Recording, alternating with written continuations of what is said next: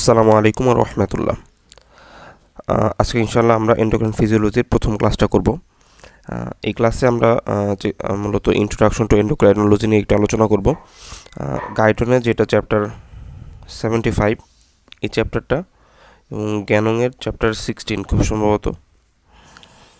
এখান থেকে আমরা কনসেপ্টগুলো ইনশাআল্লাহ আলোচনা করব, এবং আপনারা কী বলে এটাকে একটু অবাক হইতে পারেন যে আমরা ফিজিওলজির সাথে এখানে মেডিসিনের একটা বইয়ের একটা কনসেপ্টও কোরিলেট করব। মূলত এইটা হলো মেডিসিনের একটা বুক, হ্যারিসন। আপনারা হয়তো অনেকে নাম শুনছেন। আর মেডিকেলে যেমন ডেভিডসন একটা টেক্সট বই, সেরকম একটা টেক্সট বই হলো হ্যারিসনস প্রিন্সিপালস অফ মেডিসিন। তো এই বইটা থেকে আমরা একটা ছোট টপিক আলোচনা করব, যেটা ফিজিওলজির এই পার্টটার সাথে আমাদের এই ক্লাসের সাথে রিলেটেড। তো আমরা সাধারণত কী হয় যে যখন ফিফথ ইয়ারে যা মেডিসিন পড়ি, তো মেডিসিনের বইগুলোতে দেখা যায় কী থাকে, ফিজিওলজির সাথে তো অবশ্যই মেডিসিন রিলেটেড, যেহেতু ওটা বডি ফিজিওলজির সাথে ডিল করবে। তো আমরা যখন মেডিসিন পড়ি তখন মেডিসিনের বইয়ে যে লাইনটা লেখা থাকে সেই লাইনটা থেকে এক লাইন পেছনে আইসা তারপর ফিজিওলজির কনসেপ্টটা বুঝায়, এরপর আমাদের মেডিসিন পড়তে হয় ফিফথ ইয়ারে। তো এইটা আসলে মানে খুব ভালো প্র্যাকটিস না। তো যেই ভালো প্র্যাকটিসটা হলো এইটাই যে আপনি ফিজিওলজি যখন পড়বেন সেটার সাথে মেডিসিনটাকে কোরিলেট করে ফেলবেন। ঠিক আছে, আপনার টিচার সেটাকেই কোরিলেট করে দিবে। তো মানে আমার ক্ষেত্রে এটা খুব ভালো হয়েছে যে আমাদের ডিপার্টমেন্টে এরকম টিচার ছিলেন আলহামদুলিল্লাহ। তো যেসব টিচার আমাদের প্রতি খুব মানে অনেক হেল্পফুল ছিলেন, অনেক ফিজিওলজিক্যাল কনসেপ্ট মেডিসিনের সাথে কোরিলেট করে দিতেন। এবং আমাদের মেডিসিনের কিছু টিচারও আছে যারা মানে ফিজিওলজির সাথে মেডিসিনকে কোরিলেট করে দেন। তো এই ব্যাপারটা আসলে খুবই ইম্পর্টেন্ট। আমরা এখনই যখন ফিজিওলজি পড়বো তখনই ফিজিওলজিতে যেই লাইনটা লেখা আছে সেটা থেকে খালি এক স্টেপ বা এক লাইন বেশি চিন্তা করব, আর দেখবো যে আমাদের ফিজিওলজিটা মেডিসিনের সাথে কানেক্টেড হয়ে গেছে। ঠিক আছে, তো এইটা কী হবে, এটা আমাদেরকে একটু থিঙ্কিংটাকে ব্রড করবে, হ্যাঁ, একটু ভাবতে সহায়তা করবে, মানে ক্লিনিক্যালি ভাবতে সহায়তা করবে। তো ইনশাল্লাহ আমি সেই চেষ্টা থেকেই, মানে আমি প্রতিটা ক্লাসে এরকম চেষ্টাই করবো ইনশাল্লাহ, যাতে আপনাদেরকে একটু হলেও ক্লিনিক্যালি বাকিদের থেকে আগে রাখতে পারি। আপনারা যারা এই কোর্সটা করবেন বা যারা এনরোল করে ফেলছেন, তো তাদের সবাইকে আমি চেষ্টা করব একটু হলেও বাকিদের থেকে আগে রাখতে। এবং মানে এর জন্য আমি এক্সট্রা এফোর্ট দিব, কারণ এই ব্যাপারটা আমার কাছে খুব ভালো লাগে। এবং আমি আশা করি যারা ক্লাস করবেন তারাও এই কনসেপ্টটা নেওয়ার পর তাদের কাছে একটা স্যাটিসফ্যাকশন কাজ করবে ইনশাআল্লাহ। তো ঠিক আছে, আমরা শুরু করি ইনশাআল্লাহ। তো আজকে আমরা যে টপিকগুলো আলোচনা করব সেটা এখানে লেখা আছে। আমরা মূলত আজকে আলোচনা করব, এটা আমাদের আপনাদের ফিজিওলজির যে এন্ডোক্রাইন কার্ড আছে সেই আইটেম 1 টোটালটাই কভার করবে ইনশাআল্লাহ। এটা আইটেম 1-এ যে টপিকগুলো আছে, এন্ডোক্রাইন গ্ল্যান্ডের নাম, হরমোনের বেসিক মেকানিজম, ক্লাসিফিকেশন, এই সব ব্যাপারগুলো আমরা ইনশাআল্লাহ আলোচনা করব। জি প্রোটিনের মেকানিজমটা আলোচনা করব, স্টেরয়েডের মেকানিজম, রেগুলেশন অফ সিক্রেশন, এই ব্যাপারগুলো ইনশাআল্লাহ দেখব। তো আমাদের প্রথম আলোচনার টপিক হলো হোয়াট ইজ এন্ডোক্রাইন ফিজিওলজি। আমরা যে এন্ডোক্রাইন ফিজিওলজি পড়তেছি এটা দ্বারা আসলে কী বোঝায়? এন্ডোক্রাইন ফিজিওলজি আসলে ফিজিওলজির একটা পার্ট, যেখানে আমরা মূলত এন্ডোক্রাইন যে সিস্টেমটা আছে আমাদের বডির, সেটা নিয়ে আলোচনা করব। এন্ডোক্রাইন সিস্টেম, আচ্ছা আমরা জানি অলরেডি, অথবা জানবো যে আমাদের বডি যে রেগুলেটরি সিস্টেম আছে, রেগুলেটরি সিস্টেমের দুইটা পার্ট, একটা হলো এন্ডোক্রাইন সিস্টেম আর একটা কিন্তু নার্ভাস সিস্টেম। তো এটা হলো বডির রেগুলেটরি সিস্টেম, বডিকে রেগুলেট করে নানানভাবে। তো সেই রেগুলেটরি সিস্টেমের একটা হলো এন্ডোক্রাইন সিস্টেম, যেটা নিয়ে আমরা আসলে এন্ডোক্রাইন ফিজিওলজি আলোচনা করব। নার্ভাস সিস্টেমটা আপনাদের এরপরের ফিজিওলজি যে কার্ড সেটাতে পড়বেন। তো এন্ডোক্রাইন সিস্টেমটা আবার কী নিয়ে তৈরি বলেন তো? এন্ডোক্রাইন সিস্টেমটা মূলত আপনার বডির সকল এন্ডোক্রাইন গ্ল্যান্ড, তাদের থেকে যে সিক্রেটরি সাবস্টেন্সগুলো বের হয়, হরমোন, এই ব্যাপারগুলো নিয়ে এন্ডোক্রাইন সিস্টেমটা গঠিত। এন্ডোক্রাইন গ্ল্যান্ড, তাদের থেকে সিক্রেটেড হরমোন, সেই হরমোনের ফাংশন, রেগুলেশন, এই টোটাল ব্যাপারটা হলো এন্ডোক্রাইন সিস্টেম ডিল করে। ঠিক আছে, তাহলে এন্ডোক্রাইন গ্ল্যান্ড নিয়ে মূলত ডিল করবে এন্ডোক্রাইন গ্ল্যান্ড। আচ্ছা, এবার তাহলে আমাদের একটু জানতে হবে যে এন্ডোক্রাইন গ্ল্যান্ড এটা আবার কীরকম গ্ল্যান্ড। তো হয়তো আপনারা অলরেডি পড়ে ফেলছেন যে গ্ল্যান্ডের ক্লাসিফিকেশন আমাদের ফার্স্ট টার্মে হিস্টোলজির টপিক হিসেবেই থাকে। আমরা জানি যে গ্ল্যান্ডকে আমি অনেকভাবে ভাগ করতে পারি, হ্যাঁ, গ্ল্যান্ডকে আমি অনেকভাবে ভাগ করতে পারি, তবে depending on presence of duct, গ্ল্যান্ডের কোনো ডাক্ট আছে কি নাই। আচ্ছা, তার আগে একটু জানতে হবে যে আসলে ডাক্ট কি। সাপোজ ধরেন এইটা হলো আমাদের একটা সারফেস এপিথেলিয়াম। সারফেস এপিথেলিয়ামটা শুরুতে এরকম ছিল সোজা, এরপর কী হয়েছে, এটার একটা পোর্শন ভিতরের দিকে ঢুকে এরকম একটা গোল অংশ বানাইছে, একটা সোজা অংশ বানাইছে, বা ইনভ্যাজিনেশন হয়েছে। তো এর ফলে আমি যদি এখানে সারফেস এপিথেলিয়ামের সেলগুলো দিয়ে দিই,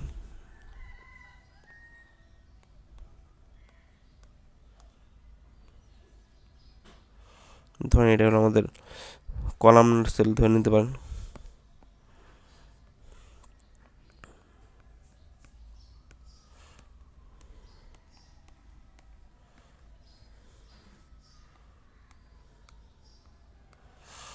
সবগুলো কলামনার হইলো না, কিছু আবার কিউবয়েডাল হয়ে যেতেছে।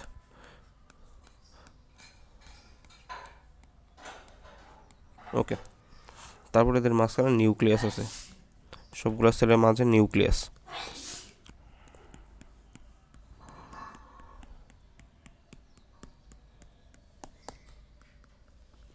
ওকে, তো এই যে স্পেশাল জিনিসটা তৈরি হলো এখানে গ্ল্যান্ড এপিথেলিয়াম ভিতরের দিকে ইনভেজিনেশন হয়ে এই টোটাল জিনিসটা হলো আপনাদের একটা গ্ল্যান্ড। ওকে, এটা একটা গ্ল্যান্ড। এখন এই গ্ল্যান্ডের দুইটা পার্ট আছে। একটা পার্ট আপনি খেয়াল করবেন এই অংশটা, এই যে রাস্তাটা, ঠিক আছে, এই পার্টটাকে বলা হয় গ্ল্যান্ডের ডাক্ট। আর একটা হলো এই গোল অংশটা, এই গোল অংশটার নাম হলো সিক্রেটরি পোর্শন।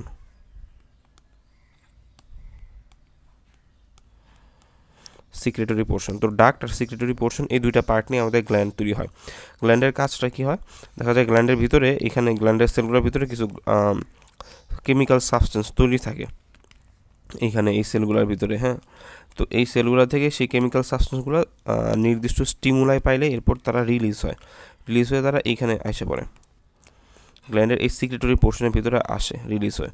তারপর এখান থেকে তারা ডাক্টের মাধ্যমে আলটিমেটলি এক্সটেরিয়র বা একদম পরিবেশে বা তার বাইরের যে জায়গাটা আছে এই জায়গাটা সে উন্মুক্ত হবে বা রিলিজ হবে বা সিক্রেট হবে বা রিলিজ হবে, যেটাই বলেন, বুঝতে পারলেন? তো অ্যাজ এ হোল এটা হলো গ্ল্যান্ডের কাজ। এখন একটা গ্ল্যান্ড থেকে যে সিক্রেটরি সাবস্টেন্স বের হয় সেটা আসলে বা গ্ল্যান্ডের এখন আমরা যে গ্ল্যান্ডের যে ডাক্ট, এই ডাক্ট কিছু গ্ল্যান্ড আছে যাদের ভিতরে তাদের আসলে ডাক্ট থাকে, আর কিছু গ্ল্যান্ড আছে যাদের ডাক্ট থাকে না। তো প্রেজেন্স অফ ডাক্ট এই বিষয়ের উপর ভিত্তি করে আমরা গ্ল্যান্ডকে দুই ভাগে ভাগ করতে পারি। কি নাম? গ্ল্যান্ডস। আমি ক্লাসিফাই করতে পারি দুই ভাগে। একটা হলো কিছু গ্ল্যান্ড আছে যাদের ডাক্ট থাকবে এবং কিছু গ্ল্যান্ড আছে যাদের ডাক্ট থাকবে না। যাদের ডাক্ট থাকে তাদেরকে আমরা বলি এক্সোক্রাইন গ্ল্যান্ড, আর যাদের ডাক্ট থাকে না তাদেরকে আমরা মূলত বলি এন্ডোক্রাইন গ্ল্যান্ডস। তো ডাক্ট থাকা না থাকার তাৎপর্য কি, ইম্পর্টেন্স কি, সিগনিফিকেন্স কি? যদি কোনো একটা গ্ল্যান্ডের এক্সোক্রাইন হয়, তার যদি ডাক্ট থাকে তাহলে কি হয়, তার এই সিক্রেটরি পোর্শনগুলো দেখেন ডাক্টের মাধ্যমে সুন্দরভাবে বাইরে রিলিজ হয়ে যায়। খুব সিম্পল ব্যাপার। যেমন আপনাদের বা আমাদের যে সোয়েট গ্ল্যান্ড আছে, ঘাম গ্রন্থি, এগুলো সব হলো এক্সোক্রাইন গ্ল্যান্ড। আমার বডিতে বা স্কিনে অনেক এক্সোক্রাইন গ্ল্যান্ড, সোয়েট গ্ল্যান্ড আছে। এখানে ভিতরে সোয়েট সিক্রেট হয় এবং সেটা ডাক্টের মাধ্যমে বের হয়ে আমাদের একদম ত্বকের উপরে চলে আসে। বুঝতে পারলেন ব্যাপারটা এরকম। আর এন্ডোক্রাইন গ্ল্যান্ডের ব্যাপারটা কেমন হয়, তো একটা এন্ডোক্রাইন গ্ল্যান্ডের আপনি যদি হিস্টোলজি দেখেন, আমাদের বডিতে এরকম একটা এন্ডোক্রাইন গ্ল্যান্ড আছে আপনার গলার সামনের দিকে, দেখতে অনেকটা বাটারফ্লাই শেপড, এটা হলো আমাদের থাইরয়েড গ্ল্যান্ড। ওকে, তো এই থাইরয়েড গ্ল্যান্ডের হিস্টোলজিতে আপনারা দেখবো যে এর ভিতরে অনেক এরকম ফলিকুলার সেল থাকে, এরকম সেল থাকে, ঠিক আছে। এই সেলগুলো যেহেতু এই সেলগুলো থেকেই ওই হরমোন মানে গ্ল্যান্ডের যে সিক্রেটরি পোর্শন সেটা রিলিজ হবে, কিন্তু এগুলো যেহেতু ডাক্ট নাই তাহলে রিলিজ হয়ে যাবে কোথায়? যেহেতু ডাক্ট নাই তাহলে রিলিজ হয়ে যাবে কোথায়? দেখা যায় এই সকল এন্ডোক্রাইন গ্ল্যান্ডের চারপাশে অনেক বেশি ব্লাড ক্যাপিলারি থাকে, হ্যাঁ, ব্লাড ভেসেল থাকে। তো ব্লাড ভেসেল থাকে, এদিক দিয়ে ব্লাড ভেসেল আছে, ধরুন এদিক দিয়ে ব্লাড ভেসেল আছে। তো এই গ্ল্যান্ডগুলো কী করে, তাদের যে সিক্রেটরি সাবস্টেন্সগুলো, কেমিক্যাল সাবস্টেন্সগুলো তৈরি করে তারা ডিরেক্ট সিক্রেট করে ব্লাডে দিয়ে দেয়, তারা একদম ডিরেক্ট ব্লাডে। ওকে, তাহলে এইটাই হলো আমাদের আসলে একটা এন্ডোক্রাইন গ্ল্যান্ডের থেকে যে সাবস্টেন্সগুলো বের হয় তাদেরকে আমরা মূলত বলি হরমোনস। তাহলে এইখানে যেগুলো দেখতেছেন আপনারা এগুলো সব হরমোনস। তাহলে এক্সোক্রাইন গ্ল্যান্ড থেকে যেগুলো বের হলো তারা কিন্তু হরমোন না, তারা সিক্রেটরি সাবস্টেন্স। এটা নির্ভর করে অনেক কিছু হইতে পারে, এটা সোয়েট হইতে পারে, সিবাম হইতে পারে, ঠিক আছে। আচ্ছা, এটা গ্ল্যান্ড ভেদে ওই যে গ্ল্যান্ড যা সিক্রেট করে সেটাই তার সিক্রেটরি সাবস্টেন্স হবে। তবে এন্ডোক্রাইন গ্ল্যান্ড যেটা সিক্রেট করবে, যেটা ব্লাডে সরাসরি দিয়ে দিবে, সেটা হলো আমাদের হরমোন। ওকে, আচ্ছা, তো আমরা এখান থেকে একটু, এটা হলো আমাদের যে জাঙ্কুরা হিস্টোলজি বইটা আছে সেই বইয়ের ফিগার। দেখেন এখানে এক্সোক্রাইন গ্ল্যান্ডগুলো দেখতে আসলে এরকম, সার্ভিস এপিথেলিয়াম ভিতর দিকে চলে গেছে, চলে যায় দুইটা পার্ট তৈরি হয়েছে, একটা হলো ডাক্ট আর একটা হলো সিক্রেটরি পোর্শন। সিক্রেটরি পোর্শন থেকে এই যে সিক্রেটরি সাবস্টেন্স বা কেমিক্যাল সাবস্টেন্স রিলিজ হয়, সেটা দিক দিয়ে বের হয়ে যায় বাইরের দিকে। আর এন্ডোক্রাইন গ্ল্যান্ডে কী হয়, এটা একটা এন্ডোক্রাইন গ্ল্যান্ডের সেল, এটার ভিতরে এই দেখেন অনেক ব্লাড ভেসেল আছে। তো তারপর কী হয়, এই সেলগুলো ডাইরেক্ট সিক্রেটরি সাবস্টেন্সগুলো একদম ব্লাড ভেসেলে দিয়ে দেয়। এখানেও সেম ঘটনা, এখান থেকে এখানে যায়, পরে এখান থেকে ব্লাড ভেসেলে চলে যায়। এটা হলো আসলে মূলত থাইরয়েড ফলিকুলার সেল দেখানোর চেষ্টা করা হয়েছে। তো এটা আমরা যখন থাইরয়েড পড়বো তখন ডিটেলস আলোচনা করবো ইনশাল্লাহ। তো আশা করি এন্ডোক্রাইন গ্ল্যান্ড আর এক্সোক্রাইন গ্ল্যান্ড এর একটা বেসিক অ্যানাটমির ধারণা আপনারা পাইছেন, এবং সাথে সাথে হরমোন জিনিসটা কি সেটা সম্পর্কে আমরা একটু জানাই ফেললাম। তো এখন আমাদের জানতে হবে মূলত হরমোনের ডেফিনেশন সম্পর্কে। আপনারা জানেন যে ফিজিওলজিতে আসলে ডেফিনেশন খুবই সেন্সিটিভ একটা ব্যাপার, যেটার উপরে ভাইবাতে আসলে পাস ফেল অনেকাংশে নির্ভর করে। তো এই জন্য কিছু ডেফিনেশন আছে, যেটা যেমন হরমোনাল ডেফিনেশন, এগুলো আমাদের খুব গুরুত্বের সাথে পড়তে হবে এবং মনেও রাখতে হবে অবশ্য, কারণ এগুলো ভুল করা যাবে না। এগুলো ভুল করলে দেখা যায় টিচাররা মানে মেজর ভুল হিসেবে এটাকে আইডেন্টিফাই করে এবং মনে করা যে সে আসলে কিছুই পারে না, যেহেতু সে একটা ডেফিনেশন পারতেছে না। তো তখন টিচার আসলে আন্দাজ করে নেয় যে সে কিছুই পারে না এবং ইমপ্রেশন খারাপ হয়ে যায়। তো সেই জন্য আমরা চেষ্টা করবো যে ডেফিনেশনগুলো, গুরুত্বপূর্ণ ডেফিনেশন যেগুলো, এই কার্ডে খুব বেশি ডেফিনেশন নাই, তো গুরুত্বপূর্ণ ডেফিনেশন যেগুলো সেগুলো একটু কষ্ট করে হলেও বারবার প্র্যাকটিস করতে। ওকে, তো আমরা হরমোনের ডেফিনেশনটা বলে ফেলি এখন। তাহলে হোয়াট ইজ আ হরমোন? তাহলে হরমোন আর কেমিক্যাল সাবস্টেন্স, এটা আমরা অনেকবার উচ্চারণ করে ফেলছি এই পর্যন্ত। তাহলে এই কথাটা আপনি বলেন শুরুতে যে হরমোনস আর কেমিক্যাল সাবস্টেন্সেস। আচ্ছা, তারপর দ্বিতীয় যে কথাটা বলবেন, হরমোনগুলো রিলিজ হয় কোথা থেকে? গ্ল্যান্ড থেকে অথবা এই ধরনের স্পেশালাইজড সেল থেকে। তাহলে এটা বলে দেন, released from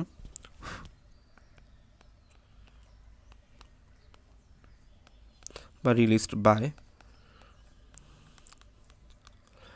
glands or specialised cells. আচ্ছা, আর কি বলা যেতে পারে? রিলিজ হয় কোথায়? যেহেতু হরমোন কোথা থেকে বের হয়? এন্ডোক্রাইন গ্ল্যান্ড থেকে। আর এন্ডোক্রাইন গ্ল্যান্ডের সাবস্টেন্স কোথায় রিলিজ হয়? ডিরেক্ট সার্কুলেটিং ব্লাডে অথবা ব্লাড ভেসেলে। তাহলে রিলিজ হয় কোথায়? Into the circulating blood, into the circulating blood. And এরপর সে কী করে? হরমোনের একটা গুরুত্বপূর্ণ কাজ হলো, যেমন ধরুন এই যে এই ফিগারটাতে আমাদের বডির সবগুলা endocrine gland as a whole দেখানোর চেষ্টা করা হয়েছে, গাইডলাইনের ফিগার।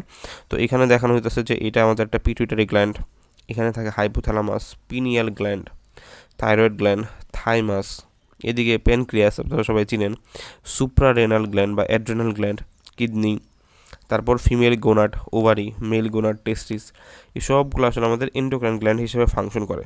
তো দেখা যায় এন্ডোক্রাইন গ্ল্যান্ড যেমন যে প্যানক্রিস থেকে যে হরমোনটা বের হয়, এটা আপনারা সবাই চিনেন অলরেডি, যে ইনসুলিন হরমোন, সে কিন্তু বের হয় প্যানক্রিস থেকে। কিন্তু বের হয়ে কি সে প্যানক্রিসের উপরে কাজ করে, বা শুধু স্টোমাকের উপরে কাজ করে, বা শুধু কিডনি বা লিভার এগুলোর উপরে কাজ করে না, সে কিন্তু বডির টোটাল অ্যাজ এ হোল সব সেলের উপরে, দেখা যায় আপনার হাতের সেলের উপরে, মাথার সেলের উপরে, পায়ের সেলের উপরে, মানে বডির টোটাল বডিতে সে সব সেলের উপরে কিন্তু ফাংশন করে। তো হরমোনের একটা গুরুত্বপূর্ণ ফাংশন হলো, সে রিলিজ যেখান থেকেই হোক, সে যেখান থেকে রিলিজ হবে তার থেকে দূরবর্তী সেলগুলোর উপরে সে ফাংশন করবে, বা দূরবর্তী সেলগুলোর ফাংশনকে সে ইনফ্লুয়েন্স করবে। তো এই কথাটা আপনি ডেফিনেশনে বলে দিবেন যে রিলিজ ফ্রম এখান থেকে into circulating blood and influence the functions of cells at another location of the body. Influence the function of cells at another location of the body.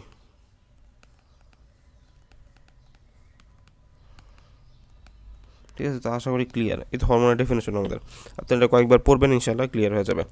আচ্ছা, তো এবার আমরা চলে আসি যে হরমোনকে, এবার আমরা হরমোন সম্পর্কে এবার ডিটেলস একটু পড়াশোনা করি। আমরা এখানে দেখে পেলাম বডিতে কী কী গ্ল্যান্ড আছে, এটা গাইডলাইনে দেওয়া আছে ফিগারটা, এই যে ফিগারটা আমরা দেখলাম, এবং এটার সাথে অ্যাসোসিয়েটেড হলো এই চারটা গাইডলাইনে দেওয়া আছে, যেমন বডিতে কী কী গ্ল্যান্ড আছে, কোন গ্ল্যান্ড থেকে কী কী হরমোন বের হয়, সেই হরমোনের মেজর ফাংশন কী, এবং কেমিক্যাল নেচার কী। আচ্ছা, আমাদের এখন পড়াশোনা এইটাই।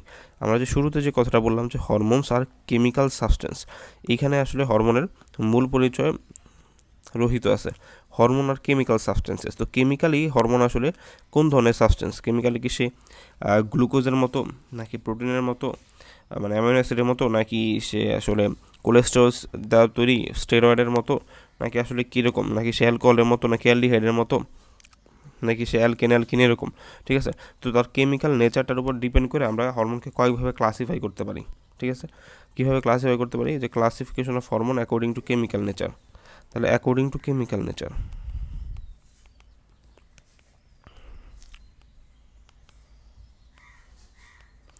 কেমিক্যাল নেচার আমরা হরমোনকে লার্জ স্কেলে 3ভাবে ক্লাসিফাই করতে পারি।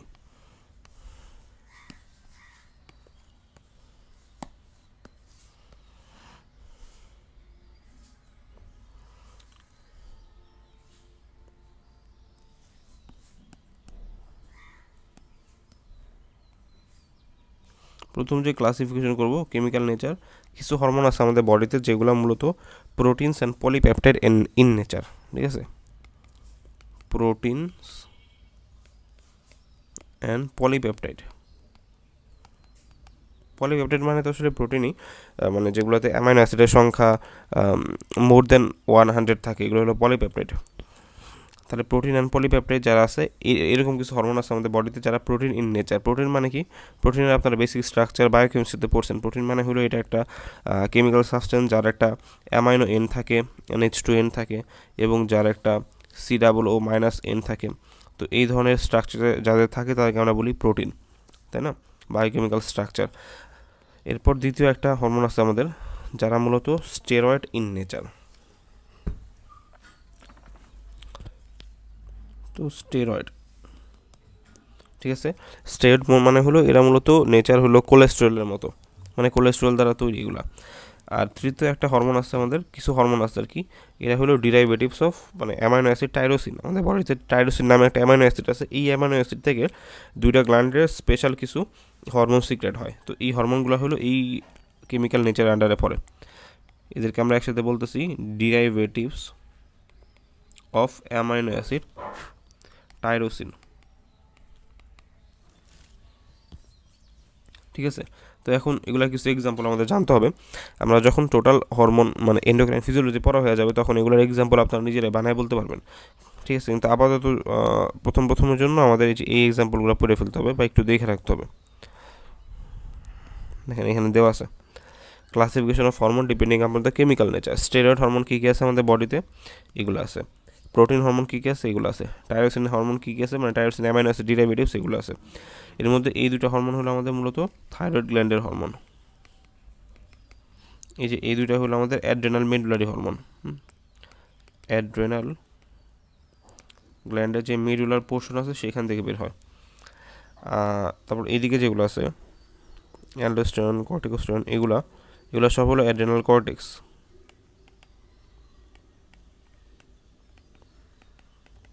ঠিক আছে?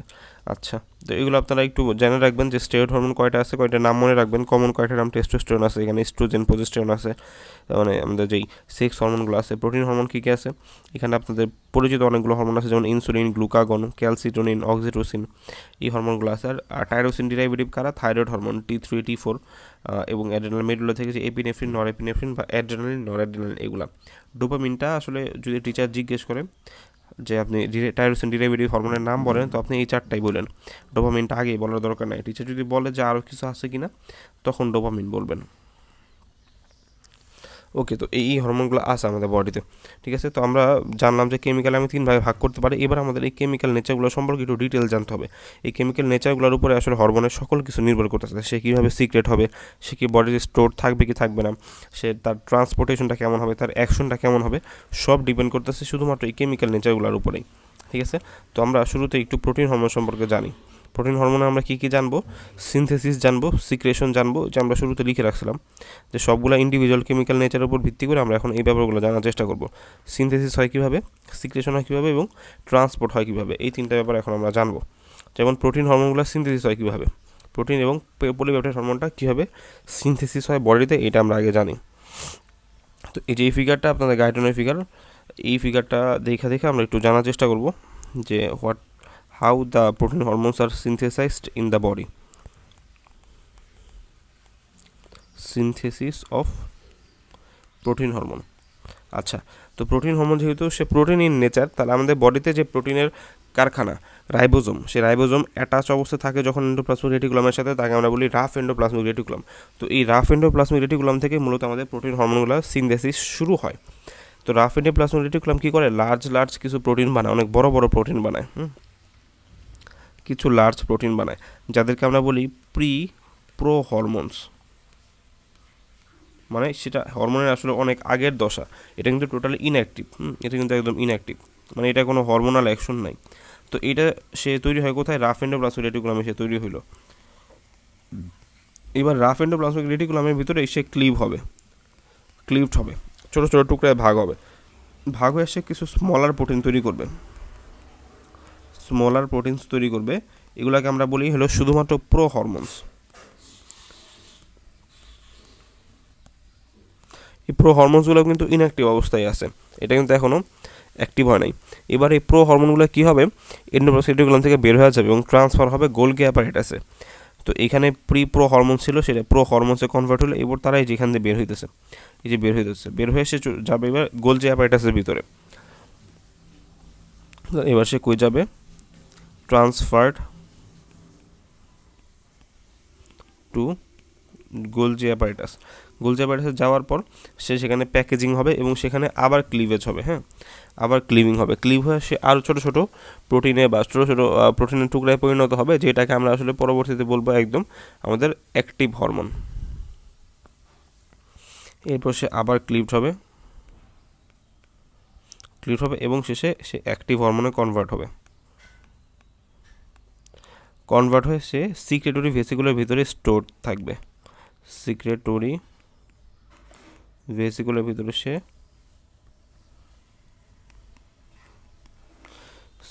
স্টোর থাকবে। এই ব্যাপারটাও খুবই ইম্পর্ট্যান্ট যে সে স্টোর থাকবে কীভাবে, এখান থেকে গোলজি অ্যাপারেটাসের ভিতরে যখন সে ঢুকে আমাদের প্রো হরমোনটা, তারপর গোলজি অ্যাপারেটাস সেটাকে নেওয়ার পর সে এরকম ভেসিকুলার ভিতরে প্যাকেট করে দেয় এবং ভেসিকুলার ভিতরে যে এনজাইম আছে, এনজাইম দ্বারা এগুলো ক্লিভিং হয় বা ক্লিভেজ হয়, মানে আস্তে আস্তে ভাঙ্গা যায়। তো ভাঙ্গা যায় তখন তারা কিসে পরিণত হয়, অ্যাক্টিভ হরমোন পরিণত হয়ে যায়। তো এই অ্যাক্টিভ হরমোনটা এই সিক্রেটরি ভেসিকুলার ভিতরে জমা থাকে সেলের ভিতরে। যখন সেটা কোনো স্টিমুলাস পায়, এই যেখানে দেওয়া আছে স্টিমুলাস পায়, তখন তারা রিলিজ হয়। তো এটা যখন কোনো স্টিমুলাস পাবে, এখন স্টিমুলাসটা কীরকম হতে পারে, স্টিমুলাসটা অনেক রকম হতে পারে। ধরেন কোনো একটা অ্যাকশন পটেনশিয়াল যদি সেলে আসে, তাহলে সেটা একটা স্টিমুলাস। অথবা যদি সেলের ভিতরে ক্যালসিয়াম বা কোনো ক্যাটায়ন ইনফ্লাক্স হয়, সেটা একটা স্টিমুলাস। অথবা হইতে পারে সেল থেকে মানে সাইক্লিক এমপি ডিরাইভড স্টিমুলেশন, অথবা হইতে পারে ফসফোকাইনেস এ বা সি ডিরাইভড কোনো স্টিমুলেশন। তো এগুলো কি সাইক্লিক এমপি, ফসফোকাইনেস, এগুলো আমরা একটু পরে যখন সেকেন্ড মেসেঞ্জার বা জি প্রোটিন কাপলার রিসেপ্টর নিয়ে আলোচনা করব, তখন এগুলোর ব্যাপারে আইসা করবে আলোচনা। তো এরা চাইলে সেলকে স্টিমুলেশন দিতে পারে, সাইক্লিক এমপি, ফসফোকাইনেস। আর এগুলো তো আপনারা চিনেনি, অ্যাকশন পটেনশিয়াল, ক্যালসিয়াম ইনফ্লাক্স, এই ব্যাপারগুলো যখন স্টিমুলেশন দিবে, তখন এই সিক্রেটরি ভেসিকলগুলো, এই সিঙ্গেল ভেসিকলগুলো, এগুলো সেল মেমোরির সাথে যে ফিউজ হয়ে যায়, তার ভেতরে যে পার্টিকেল আছে বা হরমোন আছে সেটা রিলিজ করে দিবে। কোথায় রিলিজ করবে, এক্সট্রা সেলুলার ফ্লুইডে, যেটা পরবর্তীতে ব্লাড ভেসেলের ভিতরে ঢুকবে। তো আশা করি আপনারা বুঝতে পারছেন। তো এরপর এখান থেকে এটা আসলে রিলিজ হবে। তো এইটা হলো আমাদের টোটাল প্রোটিন হরমোনের সিনথেসিস এবং সিক্রেশন, দুইটা পার্টে আমি পড়ে ফেলাম। তো সিনথেসিস হইতেছে সে এই অংশটার ভিতরে এইভাবে, এবং এইখানে সে আলটিমেটলি যখন স্টিমুলাস পাইতেছে তখন তার সিক্রেশনটা হইতেছে। ওকে, তো যেখানে দেওয়া আছে synthesis, packaging, storage and secretion. তো এখান থেকে আপনি যেটা জানলেন সেটা হলো যে প্রোটিন হরমোন যেটা আছে এটা কিন্তু স্টোরড অবস্থায় থাকে, কম্পেয়ার টু অন্যান্য হরমোন, স্টেরয়েড হরমোন যারা, তারা কিন্তু স্টোরড থাকে না। হ্যাঁ, কিছু ব্যতিক্রম আছে, ব্যতিক্রমগুলো আমরা পড়বো, তবে মানে মেইনলি তারা স্টোর থাকে না, থাকে মূলত প্রোটিন হরমোনগুলাই। ওকে, আরেকটা ব্যাপার আপনারা এখান থেকে জানেন যে প্রোটিন হরমোন যেটা আছে বা পলিপেপটাইড হরমোন যারা আছে, এরা যেহেতু প্রোটিন ইন নেচার, তাহলে কেমিক্যাল নেচার কীরকম প্রোটিন হরমোনের, কেমিক্যালি তো সে কী বলেন, প্রোটিন না? হ্যাঁ, প্রোটিন। তো প্রোটিন হওয়ার কিছু সুবিধা আছে, যেমন প্রোটিনগুলোতে আমরা দেখলাম যে প্রোটিনের যে বেসিক কেমিক্যাল স্ট্রাকচার, সেখানে একটা অ্যামাইনো এন্ড থাকে, তারপর সেখানে একটা কার্বক্সিল এন্ড থাকে। তো এটা সুবিধা কি, অ্যামাইনো এন্ড কার্বক্সিলিক এন্ড থাকাতে প্রোটিনের কেমিক্যাল স্ট্রাকচারের ভিতরে কিন্তু একটা পোলারিটি থাকে, মানে একটা আংশিক ধনাত্মক আয়ন, একটা আংশিক ঋণাত্মক আয়ন থাকাতে হ্যাঁ, এখানে কিন্তু একটা পোলারিটি কাজ করে। তো এই পোলারিটির সুবিধা আমরা একটু পরে পাবো, আপাতত এতটুকু জেনে রাখেন। তো এরপর আমরা একটু স্টেরয়েড হরমোনের সিনথেসিস আর সিক্রেশন নিয়ে আলোচনা করি, ঠিক আছে? তাহলে সিনথেসিস অফ প্রোটিন হরমোন আপনারা ক্লিয়ার। এবার স্টেরয়েড হরমোনের সিনথেসিস নিয়ে একটু আলোচনা করি আমরা। এখানে আসলে তেমন কোনো পড়াই নেই। স্টেরয়েড হরমোনটা কোত্থেকে তৈরি হয় এটা জানলে হবে আমাদের। স্টেরয়েড হরমোনটা তৈরি হয় মূলত কোলেস্টেরল অরিজিন। ওকে, আপনার বডিতে যত কোলেস্টেরল আছে সেই কোলেস্টেরলগুলো সিনথেসিস কোলেস্টেরল থেকেই স্টেরয়েড হরমোনগুলো তৈরি হয়, সব কোলেস্টেরল অরিজিন। বডি যে কোলেস্টেরল আছে সেখান থেকে তৈরি হবে। ওকে, আর এই হরমোনগুলো আসলে মূলত lipid soluble hormone. Lipid soluble ব্যাপারটা কি? এই কোলেস্টেরল অরিজিন হওয়াতে তারা সবাই হলো লিপিড সলিউবল এবং ওয়াটার ইনসলিউবল।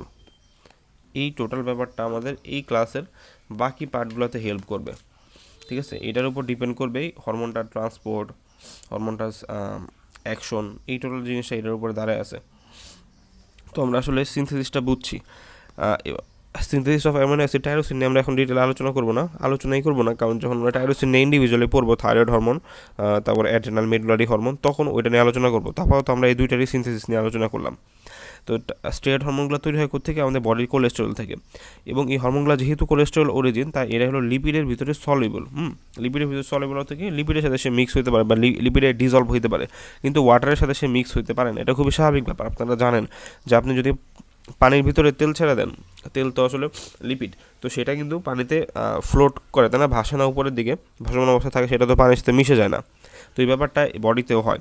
তো বডির ভিতরে যত যত স্টেরয়েড হরমোন আছে তারা বডির যে ফ্লুইড আছে বা বডি প্লাজমা আছে সেটার সাথে মিশতে পারে না, ঠিক আছে? তো প্লাজমাতে তারা ইনসলিউবল, কারণ তারা তো আসলে ওয়াটার ইনসলিউবল, আর প্লাজমাতে 55% ওয়াটার। আর অন্য জায়গায় তারা যেহেতু লিপিড সলিউবল, তাই তারা কী করতে পারে? সেল মেমব্রেনকে খুব আরামসে ক্রস করতে পারে এই স্টেরয়েড হরমোন যারা আছে। কারণ আমাদের সেল মেমব্রেনের যেই স্ট্রাকচার, সেখানে আপনারা জানেন যে লিপিড বাইলেয়ার থাকে। তো এই জন্য লিপিড বাইলেয়ার, এই লিপিড সলিউবল হরমোনগুলো খুব সহজে লিপিড বাইলেয়ার ক্রস করতে পারে। তাহলে can cross lipid bilayer.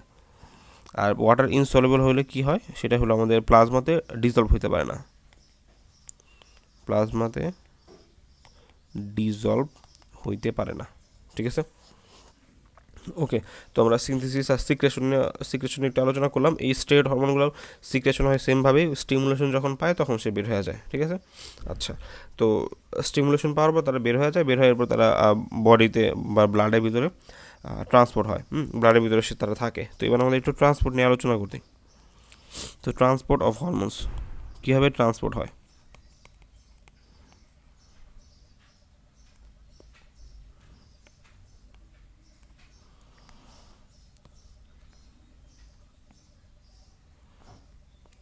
Okay, transportation আলোচনা করি।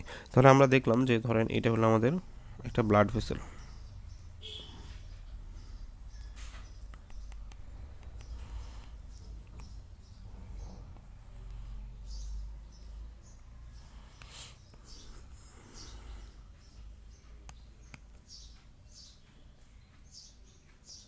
ওকে, তো এটা আমাদের একটা ব্লাড ভেসেল, আর এটা ধরেন একটা এন্ডোক্রাইন গ্ল্যান্ডের সেল।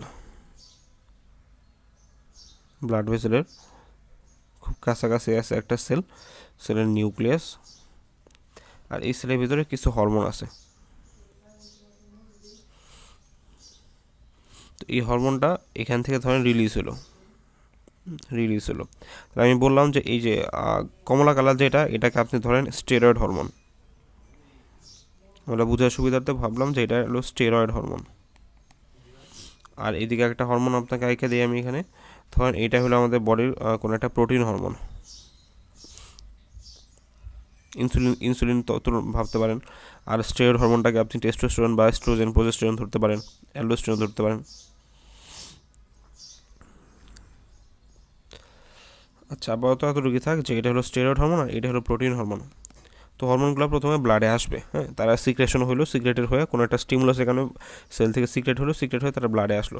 ব্লাডে আসার পর যে ব্যাপারটা হয় যে আপনি জানেন যে আপনার ব্লাডের, আমাদের এই যে ব্লাড, সেই ব্লাডে তো দুইটা পার্ট, একটা হলো প্লাজমা যেটা মূলত 55% প্লাজমা থাকে, এবং আর বাকি হলো ফর্মড এলিমেন্টস বা সেল। তো সেল থাকে কত 45%। তো সেল আমাদের এখন কনসার্ন না, আমাদের কনসার্ন হলো এই প্লাজমা। এই প্লাজমা যেটা আছে 55% প্লাজমাটা মূলত ওয়াটার ইন নেচার, তাই না? প্লাজমাতে কিছু প্লাজমা প্রোটিন থাকে, ঠিক আছে, তবে কিন্তু সে মূলত ওয়াটার ইন নেচার না। নেচার কি তার ওয়াটারই। তো আমাদের এই প্রোটিন হরমোনটা আমরা কি পড়ছিলাম, সে কি ওয়াটার সলিবল না ইনসলিবল? এই প্রোটিন হরমোন কিন্তু আমাদের ওয়াটার সলিবল ছিল, ওয়াটার সলিবল। এটা হওয়াতে কি হয়েছে, সে প্লাজমাতে খুব সুন্দরভাবে ডিজলভ হয়ে যায়, প্লাজমাতে সে ডিজলভ হয়ে যায়। প্লাজমা ডিজলভ হয়ে যাওয়ার অর্থ কি, প্লাজমাতে সে মিশে যায়, মিশে যাওয়ার ফলে সে ব্লাডের সাথে সুন্দরভাবে, ব্লাড যেদিকে যাবে সেদিকে সে ট্রান্সপোর্ট হয়ে যায়, ব্লাড এগিয়ে যেতেছে সে ব্লাডের সাথে ট্রান্সপোর্ট হবে। On the other hand steroid hormone যারা আছে, এটা তো কি ছিল, এটা ছিল আমাদের লিপিড সলিবল, লিপিড সলিউবল। কিন্তু সে কি ওয়াটার সলিবিলিটি ছিল তার ওয়াটার সলিবিলিটি ছিল না। ওকে, তো স্টেরয়েড হরমোন যেহেতু কোলেস্টেরল ইন নেচার, তার ওয়াটার সলিবিলিটি ছিল না, এই কারণে সে ব্লাডে বা প্লাজমাতে ট্রান্সপোর্ট হয় না। সে যদি এই অবস্থায় একা একা থাকে তাহলে সে ব্লাডের সাথে মিশবেই না, সে তো তেলের মতো ভাসমান থাকবে, সে ব্লাডের সাথে ট্রান্সপোর্টই হইতে পারে না। তো এই জন্য স্টেরয়েড হরমোন যাতে ব্লাডে সহজে ট্রান্সপোর্ট হইতে পারে, এই জন্য সে কিছু জিনিসের সাহায্য নেয়, সেগুলোকে আমরা বলি প্লাজমা প্রোটিন, ঠিক আছে, বা প্লাজমা বাইন্ডিং গ্লোবিউলিন। তো এগুলোকে আমরা কি বলি, প্লাজমা প্রোটিন বলি। তো এই প্লাজমা প্রোটিনগুলো হলো এই জিনিসটা, ধরেন এইখানে আপনার বডি একটা প্লাজমা প্রোটিন আছে, ব্লাডের ভিতরে অনেক প্লাজমা প্রোটিন থাকে। প্লাজমা প্রোটিন মানে কি, প্লাজমাতে থাকে যে প্রোটিনগুলো, তারা বিভিন্ন সময় বিভিন্ন কাজে হেল্প করে। তো এইটা একটা প্লাজমা প্রোটিন, নাম কি এটার, প্লাজমা প্রোটিন। প্লাজমা প্রোটিন মানে কি, কিছু প্রোটিন যারা বডির আপনার ব্লাডের প্লাজমাতে থাকে। এই প্লাজমা প্রোটিনের অনেক ফাংশন আছে। তো এখন আমাদের আলোচনার প্রেক্ষিতে এর ফাংশন হলো, এটা কি করে, যে ধরনের হরমোন ব্লাডে মিক্স হইতে পারে না, ডিজলভ হইতে পারে না, সলিবিলিটি নাই, ওয়াটার সলিবিলিটি কম, লিপিড সলিবিলিটি, সেই ধরনের হরমোন কি করে, এই প্লাজমা প্রোটিনের সাথে সুন্দর অ্যাটাচ হয়ে যায়। বুঝতে পারলেন? তো এইটা হলো একটা সুন্দর কমপ্লেক্স তৈরি হয়ে গেল, যে হরমোন আর হলো হরমোন প্রোটিনের একটা সুন্দর কমপ্লেক্স। এই জিনিসটা খুব সুন্দর একটা কমপ্লেক্স তৈরি করলো। এবার এই কমপ্লেক্সটা খুব সুন্দরভাবে বডিতে বা ব্লাডের ভিতরে ট্রান্সপোর্ট হইতে পারবে। এবার এই টোটাল জিনিসটা এইখান থেকে প্লাজমা প্রোটিনের সাথে বাউন্ড অবস্থায় সুন্দরভাবে ট্রান্সপোর্ট হয়ে ব্লাডের সাথে যেতে থাকবে। তো আশা করি পুরো ব্যাপারটা আপনাদের ক্লিয়ার, যে ট্রান্সপোর্ট কীভাবে হয়। প্রোটিন হরমোন যারা আছে তাদের যেহেতু ওয়াটার সলিবিলিটি আছে, তারা সুন্দরভাবে ব্লাডের ভিতরে বা ক্যাপিলারির ভিতরে ট্রান্সপোর্ট হয়ে তারপর তারা টার্গেট টিস্যুতে যায়। তখন এইটা হলো আপনার এন্ডোক্রাইন গ্ল্যান্ডের সেলটা, এখান থেকে সে রিলিজ হয়েছে, কিন্তু হরমোনগুলো ধরেন কাজ করবে দূরবর্তী কোনো একটা সেল, সেই সেলটা হয়তো এই কালার, এখানে আমি অন্য একটা কালার নেই, ধরেন সেলগুলো কাজ করতে যেতেছে বা হরমোনটা কাজ করতে যেতেছে এই সেলের উপরে। হ্যাঁ, তো এখন তো হরমোনকে এখান থেকে রিলিজ হয়ে এখানে আসতে হবে। তো প্রোটিন হরমোন যেটা আছে সেটা সুন্দরভাবে রিলিজ হওয়ার পর ব্লাডের সাথে ট্রান্সপোর্ট হবে, এবং এইখানে রিসেপ্টর থাকবে হরমোন এসে এখানে অ্যাটাচ হবে, হয়ে তার কাজটা এখানে করে ফেলবে, সহজ হিসাব। কিন্তু স্টেরয়েড হরমোন বের হওয়ার পর সে দেখবে যে এটা আমি কই আসলাম, আমি তো এই জায়গা চিনি না, আমি তো এখানে হাঁটতে পারি না, আমার তো এই জায়গায় হাঁটার মতো পা নাই। বুঝতে পারলেন ব্যাপারটা অনেকটা এরকম। তো তখন তার সাথে কী হবে, সে ব্লাডের প্লাজমা প্রোটিনের সাথে বাউন্ড করবে, বাউন্ড করার পর এই টোটাল প্লাজমা প্রোটিন বাউন্ড হরমোনটা এইখান থেকে এখানে আসবে, আসার পর হরমোনটা এখান থেকে শুধু স্টেরয়েড হরমোনটা, সে যেহেতু আবার লিপিড সলিউবল, তো সে কী করবে, সে আবার এই সেল মেমব্রেন ক্রস করে একদম ভিতরে যাবে, যায় তার ফাংশনটা করবে। বুঝতে পারছেন? ওকে, তো আশা করি আমাদের ট্রান্সপোর্টটা ক্লিয়ার। এবার এই ট্রান্সপোর্ট রিলেটেড এখানে আমরা ছোট্ট একটা ক্লিনিক্যাল কনসেপ্ট আলোচনা করে ফেলবো, যেটা গাইটনে খুব ভালোভাবে নাই, জ্ঞানে অল্প বলা আছে এবং হ্যারিসনে একদম সুন্দরভাবে বলা। সেটা হলো এই প্লাজমা প্রোটিন রিলেটেড একটা পড়া। তো গাইটনে বলা আছে এই কথাটা হচ্ছে, আমাদের বডিতে যে স্টেরয়েড হরমোন আছে,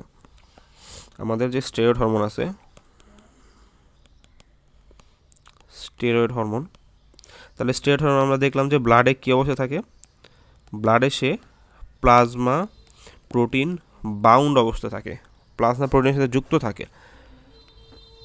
তবে কিছু পরিমাণ steroid hormone plasma protein bound থাকে না। আচ্ছা, কতটুকু থাকে না, লেস দেন 10%, মানে 10%-এর কম হলো বাউন্ড থাকে না। তাহলে মোর দেন 90% অবশ্যই প্লাজমা প্রোটিনের সাথে বাউন্ড থাকে। তো এই থাকা না থাকার ব্যাপারটা আসলে কী ইম্পর্টেন্স বা কী সিগনিফিকেন্স রাখে। তো স্টেরয়েড হরমোন যারা এভাবে প্লাজমা প্রোটিনের সাথে বাউন্ড থাকে, তো আপনার মনে রাখতে হবে প্লাজমা প্রোটিনের সাথে যখন তারা বাউন্ড থাকে তখন তারা হরমোন হিসেবে ইনঅ্যাক্টিভ, তারা বায়োলজিক্যালি ইনঅ্যাক্টিভ, কোনো ফাংশন তাদের নাই। বুঝতে পারছেন? তখন তারা হরমোন হিসেবে ফাংশন করতে পারবে না। এই 90% যারা আছে এরা কিন্তু ইনঅ্যাক্টিভ। তো আমি একটু লেখার জায়গা রাখি এখানে।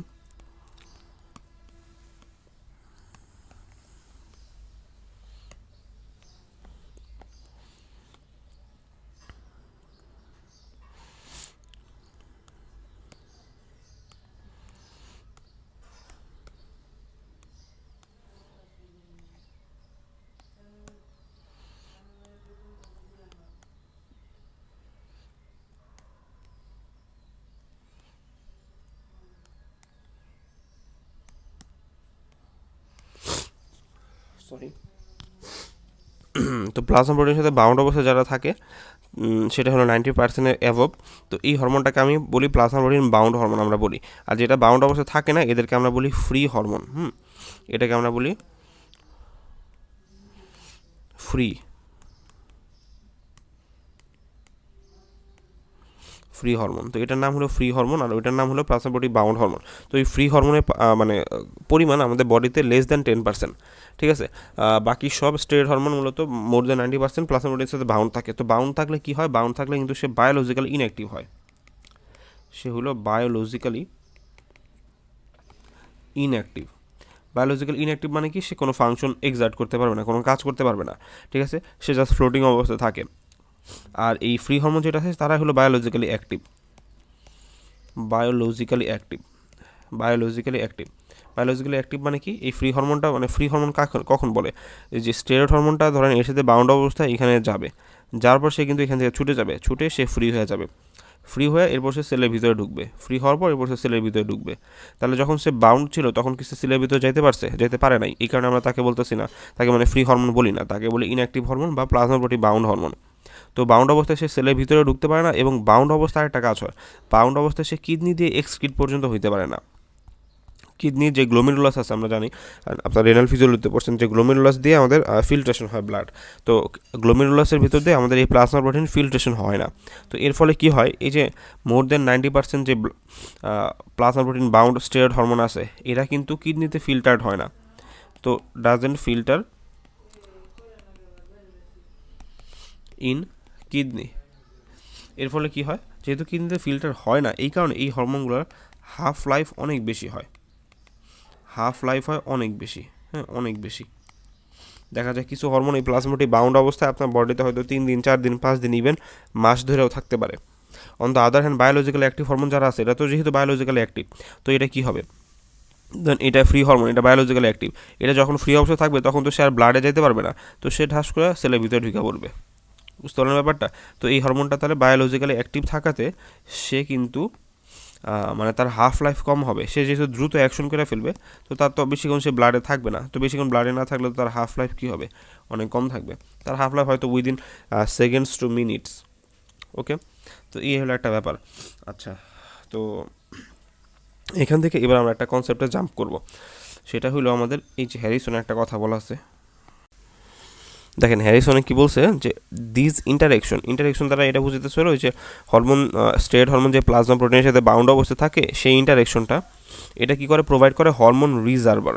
তো এটা একটা হরমোনের রিজার্ভার হিসেবে কাজ করে। তো এই যে প্লাজমা প্রোটিন বাউন্ড যে হরমোনটা, যেহেতু এটা অনেকদিন ব্লাডে থাকতে পারে, এই জন্য এটাকে আমরা বলি যে এটা হলো রিজার্ভড হরমোন। এটাও বলা যায়, এটা জ্ঞানঙ্গে বলছে যে এটা হলো রিজার্ভড হরমোন। তো এটা হরমোনের রিজার্ভার হিসেবে কাজ করে। আর এটা যেটা আছে এটা তো ফ্রি হরমোন, এটা তো অ্যাক্টিভ হরমোন, এটা তো সেলের ভিতরে চলে যায়, ফাংশন এক্সার্ট করে। তো আমরা যখন কোনো হরমোনের টেস্ট করি, যেমন ধরেন আমরা বলি যে কারো থাইরয়েডের যখন সমস্যা থাকে তো আমরা তখন তার থাইরয়েড ফাংশন টেস্ট করি, যে তার থাইরয়েড হরমোন ব্লাডে কতটুকু আছে আমরা মাপি। তো তখন আমরা আসলে দুইভাবে মাপতে পারি। বডিতে প্লাজমা প্রোটিন বাউন্ড হরমোনও মাপতে পারি এবং ফ্রি হরমোনও মাপতে পারি। তো আমরা অনেক সময় দেখব যে কারো হয়তো প্লাজমা প্রোটিন বাউন্ড হরমোনের কনসেন্ট্রেশন কমে গেছে বডিতে। বুঝছেন ব্যাপারটা? প্লাজমা প্রোটিন বাউন্ড যে হরমোন কনসেন্ট্রেশন, তো এটা আমরা দেখব অনেক সময় বডিতে ফল করতে পারে, হ্যাঁ অনেক কমে গেছে। তো কমে গেলে আমরা ভাবতে পারি হ্যাঁ একটা লোকের আমি বায়োকেমিক্যাল রিপোর্ট করলাম, ইনভেস্টিগেশন করলাম, করার পর দেখলাম যে তার থাইরয়েড যে প্লাজমা প্রোটিন বাউন্ড আছে সেটা ব্লাডে কম। তাহলে এটা দেখে আমার কী মনে হতে পারে? আমার মনে হতে পারে তার বডিতে হয়তো থাইরয়েড হরমোনই কম, তার মানে তার হয়তো কোনো রোগ আছে, হাইপোথাইরয়েডিজম বা কোনো ডিজিজ আছে। এটা মনে হতে পারে কিনা? হ্যাঁ, এটা মনে হতে পারে এবং এটা ক্লিনিক্যালি হয় অনেক সময়। তো এটা মানে ক্লিনিক্যালি কম হইতেই পারে, তবে অনেক সময় দেখা যায় যে আমাদের বডিতে মানে প্লাজমা প্রোটিন বাউন্ড হরমোন কম, মানে যে আসলে হরমোন কম তা না, প্লাজমা প্রোটিন যেটা আছে এইটা কম হয়ে যেতে পারে। যদি কারো বডিতে এই প্লাজমা প্রোটিনই কম থাকে, তাহলে কি হরমোন আর প্লাজমা প্রোটিনের সাথে বেশি বেশি বাইন্ড করতে পারবে? পারবে না। As a result plasma protein bound হরমোনের কনসেন্ট্রেশন বডিতে ফল করবে। তো প্লাজমা প্রোটিন বাউন্ড হরমোন ফল করলে তখন আমরা ভাবতে পারি যে আমার মনে হয় আসলে হরমোনই কম, কিন্তু দেখা যাবে যে সে আসলে ক্লিনিক্যালি পারফেক্ট, তার plasma protein bound hormone concentration বডিতে ফল করছে, কিন্তু তার ক্লিনিক্যালি কোনো সমস্যা নেই, ক্লিনিক্যালি সে পারফেক্ট আছে, কোনো ক্লিনিক্যাল কোনো সাইন সিমটম নাই। সাধারণত হাইপোথাইরয়েডিজম বা থাইরয়েড হরমোন কমে গেলে দেখা যায় যে সে একটু মোটা হয়ে যায়, তার কোল্ড ইনটলারেন্স থাকে, মানে তার খুব ঠান্ডা না লাগে, বুঝতে পারছেন তো, আরও এরকম কিছু ফিচার আসে। তো দেখা যায় তার প্লাজমা প্রোটিন বাউন্ড হরমোনের কনসেন্ট্রেশন কম, কিন্তু তার ক্লিনিক্যাল কোনো ফিচার নাই। তাহলে এটা হয় অনেক সময় শুধুমাত্র প্লাজমা প্রোটিনের কনসেন্ট্রেশন কমে যাওয়ার কারণে। হ্যাঁ, প্লাজমা প্রোটিন ইন ব্লাড এটা অনেক সময় ফল করে। কেন ফল করে? কারণ আপনারা জানবেন যে এই প্লাজমা প্রোটিন যেটা আছে, প্লাজমা প্রোটিনগুলা এগুলা তৈরি হয় হলো লিভারে। এগুলা সিনথেসিস হয় লিভারে। তো লিভারে যদি কোনো অ্যাবনর্মালিটি থাকে, তাহলে ব্লাডে এটা কমে যেতে পারে। কেন? লিভার অ্যাবনর্মালিটি হইতে পারে, লিভার অ্যাবনর্মালিটি। তো লিভার অ্যাবনর্মালিটি হয়ে তার যদি প্লাজমা প্রোটিন সিনথেসিস কমে যায়, তাহলে তো তার প্লাজমা প্রোটিন বাউন্ড হরমোনও কমেই যাবে, কারণ প্লাজমা প্রোটিন কম থাকায় হরমোন বাইন্ড করতে পারতেছে না। তাহলে এইটা থেকে আমরা একটা লিভার অ্যাবনর্মালিটি অ্যাসেস করতে পারি। আরেকটা কাজ হতে পারে, সেটা হলো আমরা বললাম যে নর্মালি প্লাজমা প্রোটিন কিন্তু কিডনি দিয়ে এক্সক্রিট হয় না, মানে ফিল্টার হয় না। ফিল্টার না হওয়ার কারণে গ্লোমেরুলাসের ভিতরে যেই মেমব্রেনের যেই ছিদ্রটা আছে, ফিল্ট্রেশন পোর, এটা অনেক ছোটো, এখানে প্লাজমা প্রোটিন যায় না। পাশাপাশি নেগেটিভিটি চার্জ একজন আরেকজনকে কী করে, মানে অ্যাট্রাকশন করে না আর কি, উল্টা ধাক্কা দিয়ে সরায় দেয়, তো এই কারণে ফিল্টার হয় না। তো যদি কারো আবার কিডনির এই গ্লোমেরুলাসের সমস্যা থাকে, যেমন নেফ্রোটিক সিনড্রোম যদি কারো থাকে, হ্যাঁ নেফ্রোটিক সিনড্রোম যদি কারো থাকে, তখন দেখা যায় যে তার গ্লোমেরুলাস দ্বারা প্লাজমা প্রোটিনও ফিল্টার হয়ে বের হয়ে যায়। তো তখন তার বডিতে তো প্লাজমা প্রোটিন কম থাকবে, প্লাজমা প্রোটিন কম থাকার কারণে প্লাজমা প্রোটিন বাউন্ড হরমোনের কনসেন্ট্রেশনও ফল করতে পারে। তো আপনারা কি বুঝলেন বলেন? যে আমাদের বডিতে প্লাজমা প্রোটিন নানা কারণে কমে যেতে পারে। তো কমে গেলে দেখা যেতে পারে আমরা যখন কোনো একটা হরমোন টেস্ট করব, তো দেখা যায় তার প্লাজমা প্রোটিন বাউন্ড হরমোনের কনসেন্ট্রেশন কম পাইতে পারি, কিন্তু সে ক্লিনিক্যালি পারফেক্ট। তো যেহেতু ক্লিনিক্যালি পারফেক্ট, তাহলে আমরা ধরে নিব তার আসলে প্লাজমা প্রোটিন বাউন্ড হরমোন বা হরমোনের কোনো সমস্যা না, তার সমস্যা কোথায়? প্লাজমা প্রোটিনে। তো এই টপিকটাই বা এই বিষয়টাই হ্যারিসন আইসা এইখানে আলোচনা করছে। হ্যারিসনের চ্যাপ্টার কততে, অনেক দূরের একটা চ্যাপ্টারে, দেখেন চ্যাপ্টার 389, এত দূরে আইসা সে আলোচনা করছে।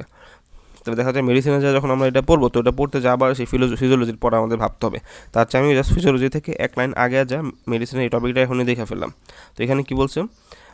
Most have little clinical consequence, মানে অনেক সময় দেখা যায় যে এই বাউন্ড হরমোনের কনসেন্ট্রেশন কমে যায়, ফলে ক্লিনিক্যাল কনসিকুয়েন্স খুব কম থাকে। বুঝতে পারছেন এই কথাটা এখানে বলছে। এটা কেন হইতে পারে? লিভার ডিজিজ হইতে পারে, অথবা অনেক সময় কিছু মেডিসিন আছে যেসব মেডিসিন খাইলেও বাউন্ড হরমোনের কনসেন্ট্রেশন কমে যায়। ওকে, তো আমরা কী করবো? আমরা কোনো সময় বাউন্ড হরমোনের কনসেন্ট্রেশনের উপরে ডিপেন্ড করে আমি কোনো ক্লিনিক্যাল জাজমেন্ট নিব না। আমরা সবসময় ফ্রি হরমোন কনসেন্ট্রেশনটা বডিতে চেক করব। এটা এটা ভাইবা কোশ্চেন, যে আপনাকে যদি হরমোনের জন্য একটা টেস্ট দেয়, তাহলে আপনি কী ধরনের টেস্ট দিবেন? আপনি অবশ্যই ফ্রি হরমোন টেস্টটা দিবেন। ওকে, তো ঠিক আছে, আমাদের ট্রান্সপোর্টের আলোচনা শেষ। ট্রান্সপোর্ট থেকে আমাদের মূল সামারি হলো এটাই, যে স্টেরয়েড হরমোন যারা আছে তারা ওয়াটার ইনসলিবল হওয়াতে প্লাজমা প্রোটিনের হেল্প নেয় এবং একসাথে ট্রান্সপোর্ট হয়। আর প্রোটিন হরমোন যারা আছে তারা যেহেতু ওয়াটার সলিবল, তারা ব্লাডে খুব সুন্দরভাবে নিজস্ব মানে গতিতে ট্রান্সপোর্ট হয়ে যায়।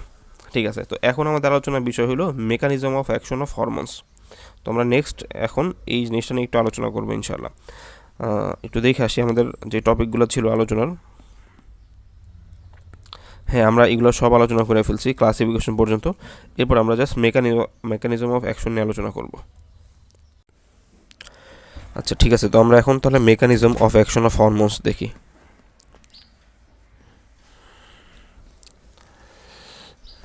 আমরা এখন আলোচনা করব কি mechanism of action of hormone.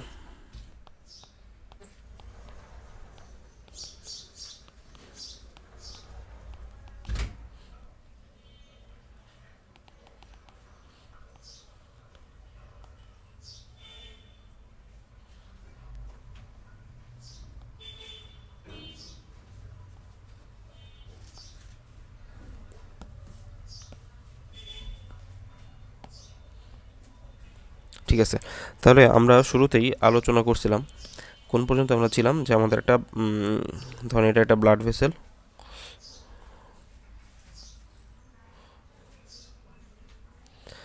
R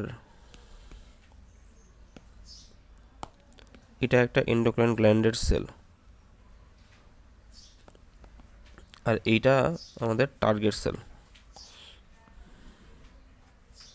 target সেলটা আমরা অন্য কালার দিতে পারি।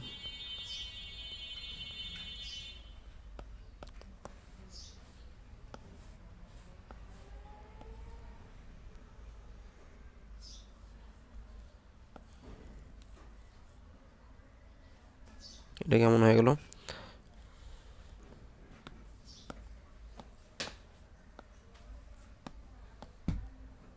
ঠিক আছে, তো এটা আমাদের টার্গেট সেল।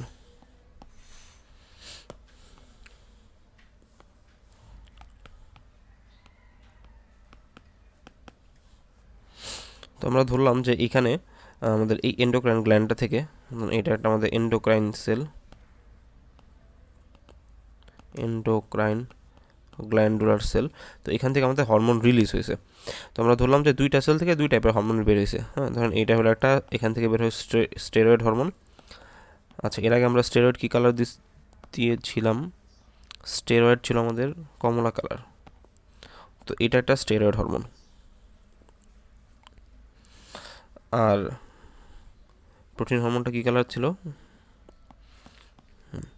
এই কালার। ওকে, তাহলে এইটা হলো আমাদের প্রোটিন হরমোন বেরিয়েছে এখান থেকে, এই সেল থেকে। তো এবার কি হবে, তাদের সিনথেসিস আর রিলিজটা হয়েছে। তারপর এটা হলো আমাদের প্রোটিন হরমোন, আর এটা হলো আমাদের স্টেরয়েড হরমোন। ওকে, তো রিলিজ হওয়ার পর আমরা জানি যে প্রোটিন হরমোনটা ব্লাডে এভাবেই ট্রান্সফার হইতে পারে। তো ট্রান্সফার হয়ে সে এখানে চলে আসবে। আর স্টেরয়েড হরমোনটা ট্রান্সফার হওয়ার জন্য তার কি লাগবে? প্লাজমা প্রোটিন লাগবে। তো সে এখানে একটা প্লাজমা প্রোটিনের হেল্প নিবে, সে একটা প্লাজমা প্রোটিনের, তারপর সে ব্লাডে ট্রান্সপোর্ট হইল।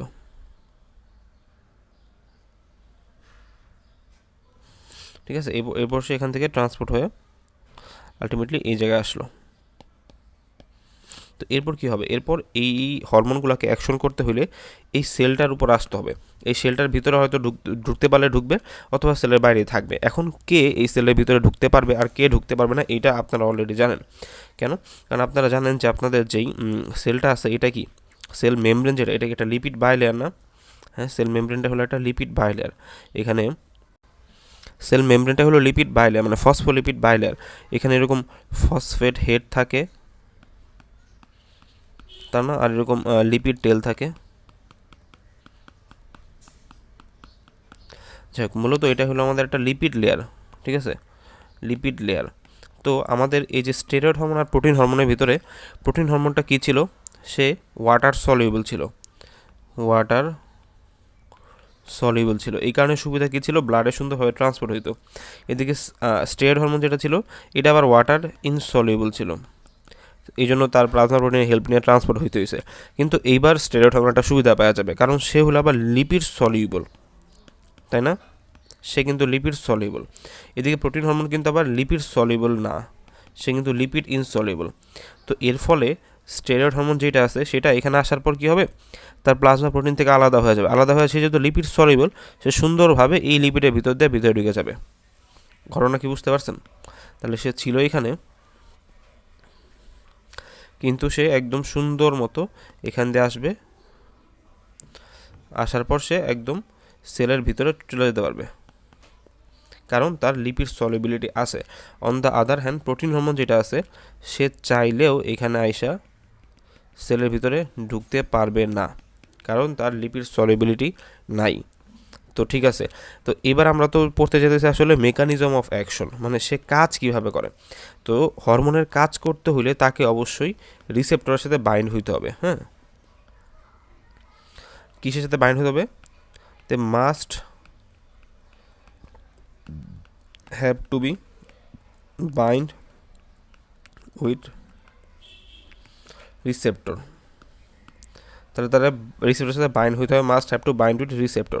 তো রিসেপ্টর এক এক হরমোনের এক এক জায়গায় থাকে। যেমন এইখানে আমরা যেহেতু পড়লাম আমাদের স্টেরয়েড হরমোন যেটা আছে সেটা কী করতে পারে, একদম সেলের ভিতরে ঢুকে যেতে পারে। তো ধরেন এটা হলো এই সেলের নিউক্লিয়াস, আমি যদি সেলের নিউক্লিয়াসটা একটু আঁকার চেষ্টা করি এখান থেকে, এটা এইদিকে নিয়ে আসি। সেলের নিউক্লিয়াসের ভিতরে এখানে ধরেন ক্রোমোজোম আছে,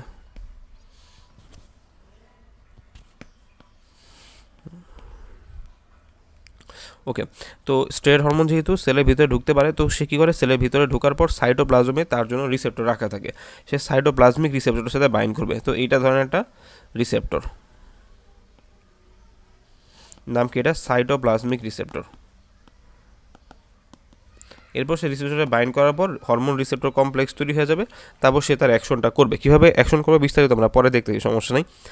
আর এরপর প্রোটিন হরমোন যেটা আছে সে কি আর সেল ভেদ করে, সেল মেমব্রেন ভেদ করে ভিতরে ঢুকতে পারতেছে না, সে পারতেছে না। তাহলে তার রিসেপ্টর থাকবে হলো সেল মেমব্রেনের মধ্যেই, ঠিক আছে।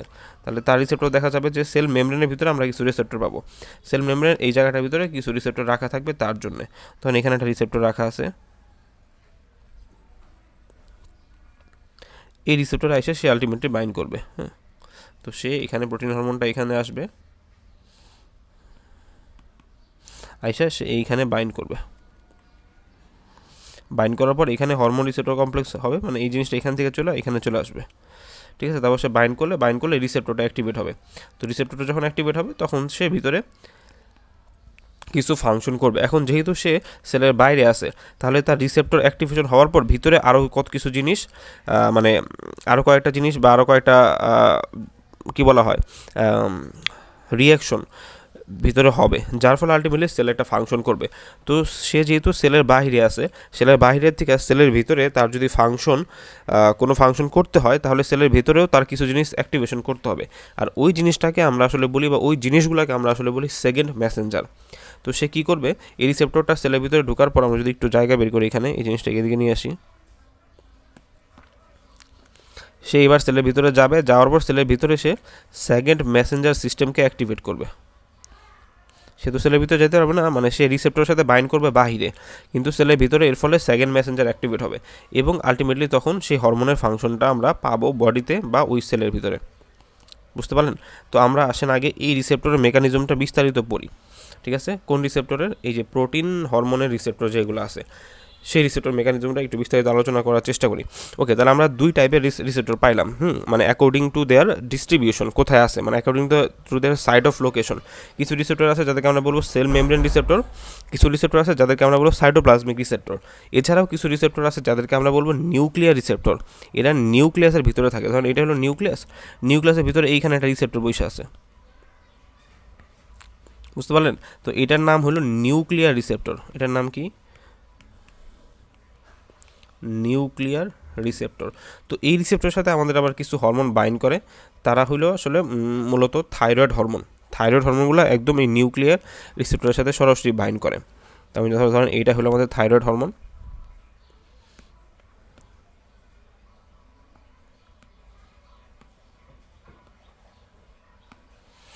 এটা হলো আমাদের থাইরয়েড হরমোন।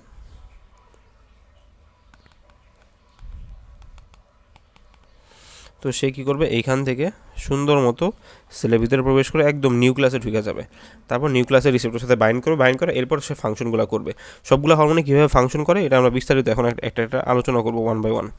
তো এটা এখানে বাইন্ড করবে মাঝখানে, এটা হলো তার পথ হবে। তো আমরা তিনটা রিসেপ্টর পাইলাম অ্যাকর্ডিং টু দ্য ডিস্ট্রিবিউশন, এটা রিটেনে আসে। তো আপনারা বলে দিবেন যে একটা হলো সেল মেমব্রেন রিসেপ্টর, একটা সাইটোপ্লাজমিক, একটা নিউক্লিয়ার রিসেপ্টর। ওকে, আচ্ছা, সেল মেমব্রেন রিসেপ্টরে কারা কাজ করে? তাহলে আমরা দেখলাম যে প্রোটিন হরমোন যারা আছে, আমাদের প্রোটিন হরমোন,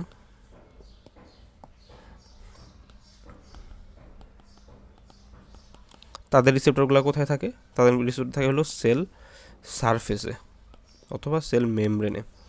তারপর আমাদের যারা স্টেরয়েড হরমোন ছিল, তাদের রিসেপ্টরগুলো কোথায় থাকে?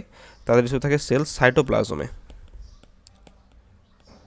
এরপর আমাদের যারা অ্যামাইনো অ্যাসিড টাইরোসিন ডিরাইভেটিভ ছিল, হ্যাঁ, টাইরোসিন ডিরাইভড যারা ছিল, এখানে মানে লার্জ হেডিংয়ের দুইটা গ্রুপের হরমোন ছিল, একটা হলো থাইরয়েড হরমোন আর এটা হলো কেটেকোলামাইন বা ওই অ্যাড্রেনাল মেডুলার যে হরমোনগুলো, কেটেকোলামাইন কারা? শব্দটা নতুন আপনারা পাইলেন। এটা হলো যে এই রিসেপ্টর, এই যে এগুলাকে বলা হয় কেটেকোলামাইন, ঠিক আছে, যে অ্যাড্রেনালিন নর অ্যাড্রেনালিন যারা আছে। তো এই ক্যাটেকোলামাইনগুলোও তো আসলে অ্যামাইনো টাইরোসিন ডিরাইভেটিভ। তো এদের রিসেপ্টর কই থাকে? থাইরয়েডটা আপনি পড়লেন অলরেডি যে এটা হলো নিউক্লিয়াসের ভিতরে থাকে, নিউক্লিয়ার রিসেপ্টরের সাথে বাইন্ড করে। আর ক্যাটেকোলামিন রিসেপ্টর থাকে আবার সেল সারফেসে, প্রোটিন হরমোনের মতো। ঠিক আছে, তো অ্যাজ এ হোল এটা আপনার জানতে হবে এমসিকিউর জন্য এবং রিটেনের জন্য। তো এটা আমি এখানে লিখে দিলাম। তো এবার আসেন আমরা একটু রিসেপ্টর মেকানিজম নিয়ে বিস্তারিত আলোচনা করি। ঠিক আছে, তো আমরা রিসেপ্টর পাইলাম কী কী টাইপের, বলেন তো আমরা কী কী রিসেপ্টর পাইলাম, একটু ওভারভিউ করি। আমরা রিসেপ্টর দেখলাম, মানে কিছু রিসেপ্টর আছে যারা হলো সেল মেমব্রেনে থাকে। হ্যাঁ, প্রথম কথা হলো 3 টাইপের রিসেপ্টর পাইলাম। প্রথম রিসেপ্টর হলো সেল সারফেস রিসেপ্টর, তারপর পেলাম আমরা সাইটোপ্লাজমিক রিসেপ্টর, তারপর পেলাম আমরা নিউক্লিয়ার রিসেপ্টর। কোনটা কার ক্ষেত্রে, মানে কোন হরমোনের রিসেপ্টর কোথায় থাকে এটা তো আমরা আলোচনা করেই ফেলছি। তো আমি যদি একটু সৌন্দর্যের জন্য এই জিনিসটা এখানে নিয়ে আসি।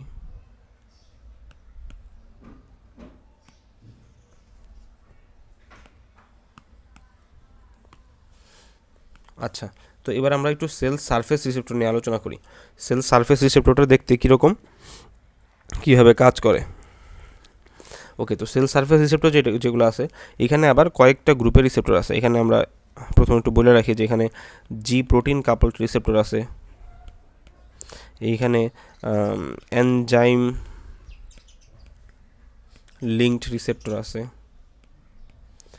এরপর এইখানে দেখা যায় আমাদের আয়ন চ্যানেল কাপলড রিসেপ্টর আছে, আয়ন চ্যানেল কাপলড রিসেপ্টর।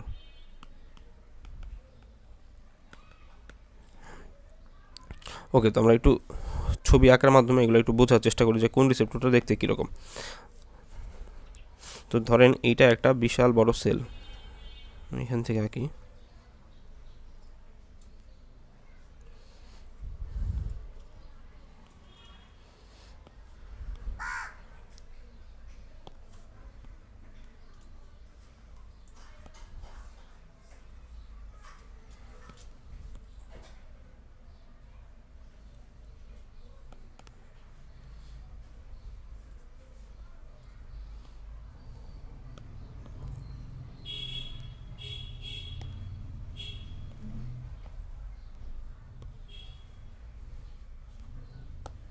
ঠিক আছে, তো এই টোটালটা যদি একটা সেল হয়, টোটালটা একটা সেল, আর এটা হলো তার সেল মেমব্রেন। ঠিক আছে, লিপিড বাইলেয়ার বোঝানোর জন্য আমি আর কি এরকম দুইটা দাগ টানা দিলাম আর কি। তো এটা হলো তার সেল মেমব্রেন। তো সেল মেমব্রেনে নানান রকমের রিসেপ্টর থাকে। কীরকম রিসেপ্টর থাকে আমরা বললাম যে G protein coupled, enzyme link, ion channel coupled. তো দেখা যায় যে কিছু রিসেপ্টর আছে সেল মেমব্রেন এরকম, যে সাপোজ এটা একটা রিসেপ্টর, সেল মেমব্রেন রিসেপ্টর, এখানে রিসেপ্টর আছে, এটার সাথেই একটা আয়ন চ্যানেল কাপলড আছে। হ্যাঁ, এখানে একটা আয়ন চ্যানেল আছে বড় রকমের। ঠিক আছে, তো যখন যখন এখানে এসে কোনো হরমোন বাইন্ড করে, তো যখন এখানে এসে কোনো হরমোন বাইন্ড করবে, দেখা যায় যে এই আয়ন চ্যানেল যেটা আছে এই চ্যানেলের এখানে ওপেন হয়ে যায়, চ্যানেলটা ওপেন হয়ে যায়। ফলে এখান থেকে চাইলেই কোনো ক্যাটায়ন প্রবেশ করতে পারে বা কোনো অ্যানায়ন বের হয়ে যেতে পারে বা উল্টা ঘটনা ঘটতে পারে। ধরেন এখান থেকে যখন হরমোনটা এখানে বাইন্ড করলো, এখানে আমাদের ক্যালসিয়াম চ্যানেল ওপেন হলো, এখান থেকে ক্যালসিয়াম ইনফ্লাক্স হলো। তো ক্যালসিয়াম ইনফ্লাক্স হলে আবার কী হবে, সেলে অ্যাকশন পটেনশিয়াল জেনারেট করবে, সেল এক্সাইটেড হয়ে যাবে, এরকম ব্যাপার। অথবা দেখা যাচ্ছে এখানে পটাশিয়াম ফ্লাক্স হলো, পটাশিয়াম বের হয়ে গেল, তাহলে কী হবে, হাইপার পোলারাইজেশন হবে, মানে অ্যাকশন পটেনশিয়ালের উল্টা ঘটনা যেটা সেটা হবে। তো এরকম কিছু রিসেপ্টর আছে যাদেরকে বলা হয়, আমরা বলি আমরা আয়ন চ্যানেল কাপলড রিসেপ্টর। তো আমাদের এখন মেন পড়াশোনা হবে হলো জি প্রোটিন কাপলড রিসেপ্টর নিয়ে। আমরা এখন জি প্রোটিন কাপলড রিসেপ্টরটা একটু দেখি।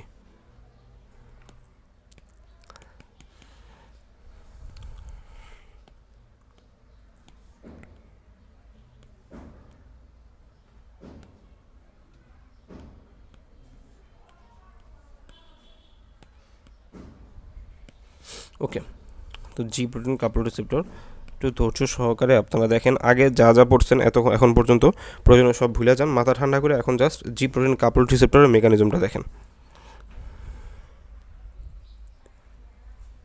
তো এখানে আমি একটা রিসেপ্টর রাখতেছি।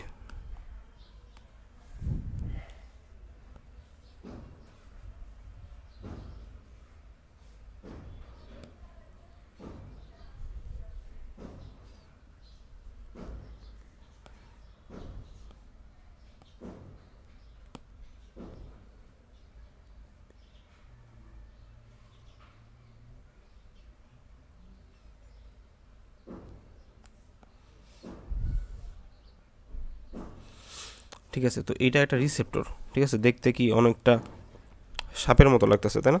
তো এটা একটা রিসেপ্টর, যে রিসেপ্টরটাকে আমরা বলি জি প্রোটিন কাপলড রিসেপ্টর। তো জি প্রোটিন কাপলড কেন বলা হয়, নাম দিলাম কি যে জি প্রোটিন কাপলড, জি প্রোটিন কাপলড।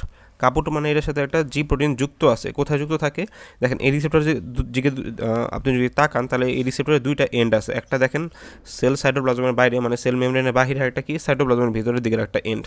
তো সাইটোপ্লাজমের বাইরের এই এন্ডটা হলো ডোমেন এন্ড, এখানে এসে হরমোন বাইন্ড করবে। আর এই এন্ডটা যেটা সাইটোপ্লাজমিক প্রান্ত, এই প্রান্তে একটা প্রোটিন লাগানো থাকে বা একটা প্রোটিন কমপ্লেক্স লাগানো থাকে, যেটাকে আমরা বলি জি প্রোটিন।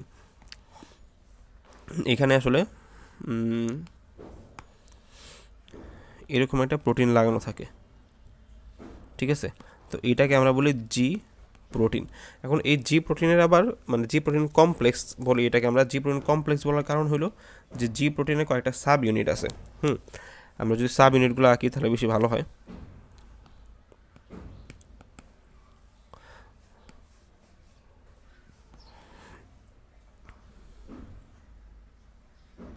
এটা একটা সাব ইউনিট,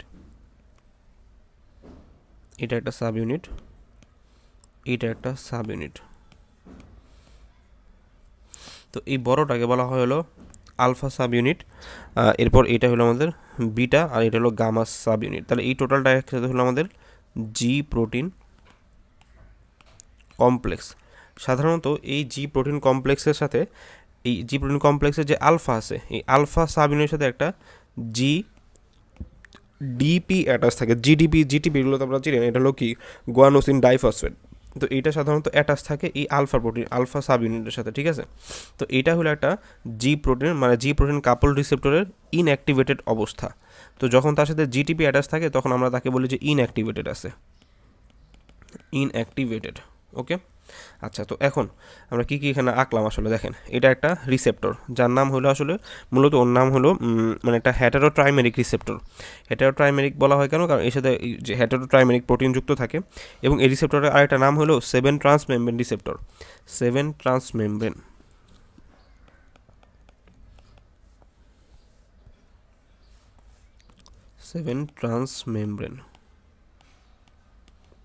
ট্রান্সমেমব্রেন রিসেপ্টর বলা হয় কারণ এটা হলো 7টা ট্রান্সমেমব্রেন লুপ থাকে।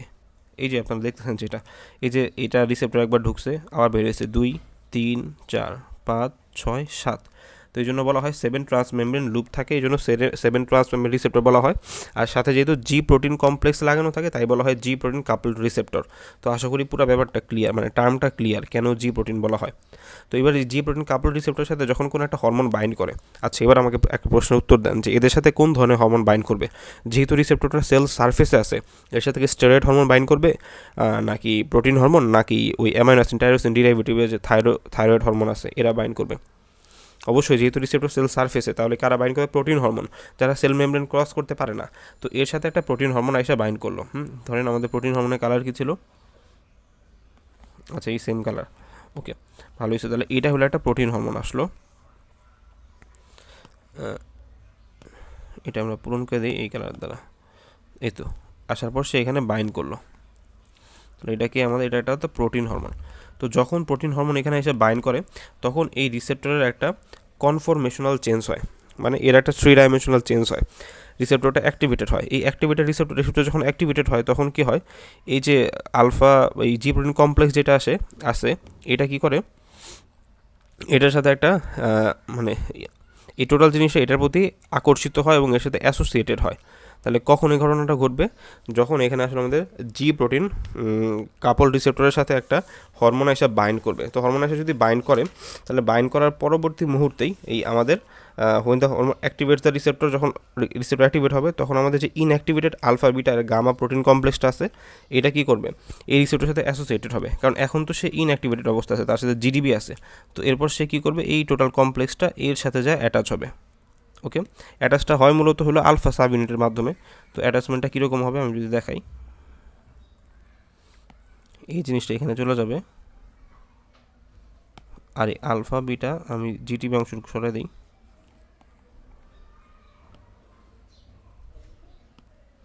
এর সাথে এখানে থাকবে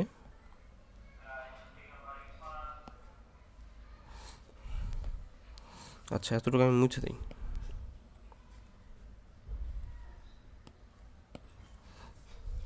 ওকে, এখন এতক্ষণ আলফা সাবইউনিটের সাথে কি অ্যাটাচ ছিল?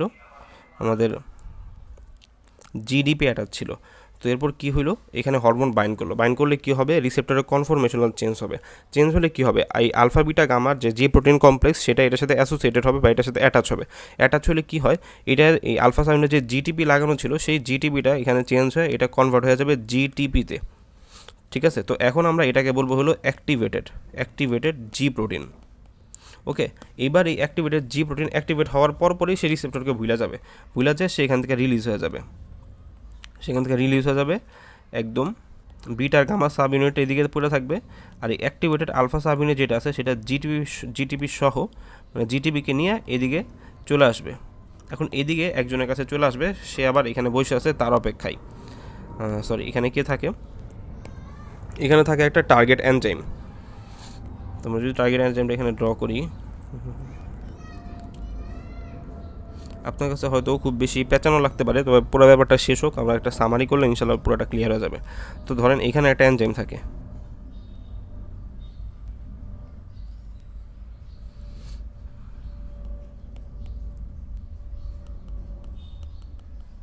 এই এনজাইমের নাম হলো অ্যাডেনাইল সাইক্লেজ এনজাইম। কি নাম? অ্যাডেনাইলেট সাইক্লেজ। অ্যাডেনাইলেট সাইক্লেজ। তো এই এনজাইমের এখানে একটা জিটিপি এস পার্ট আছে। কি পার্ট আছে আমি বললাম যে জিটিপি এস, এই পার্টটা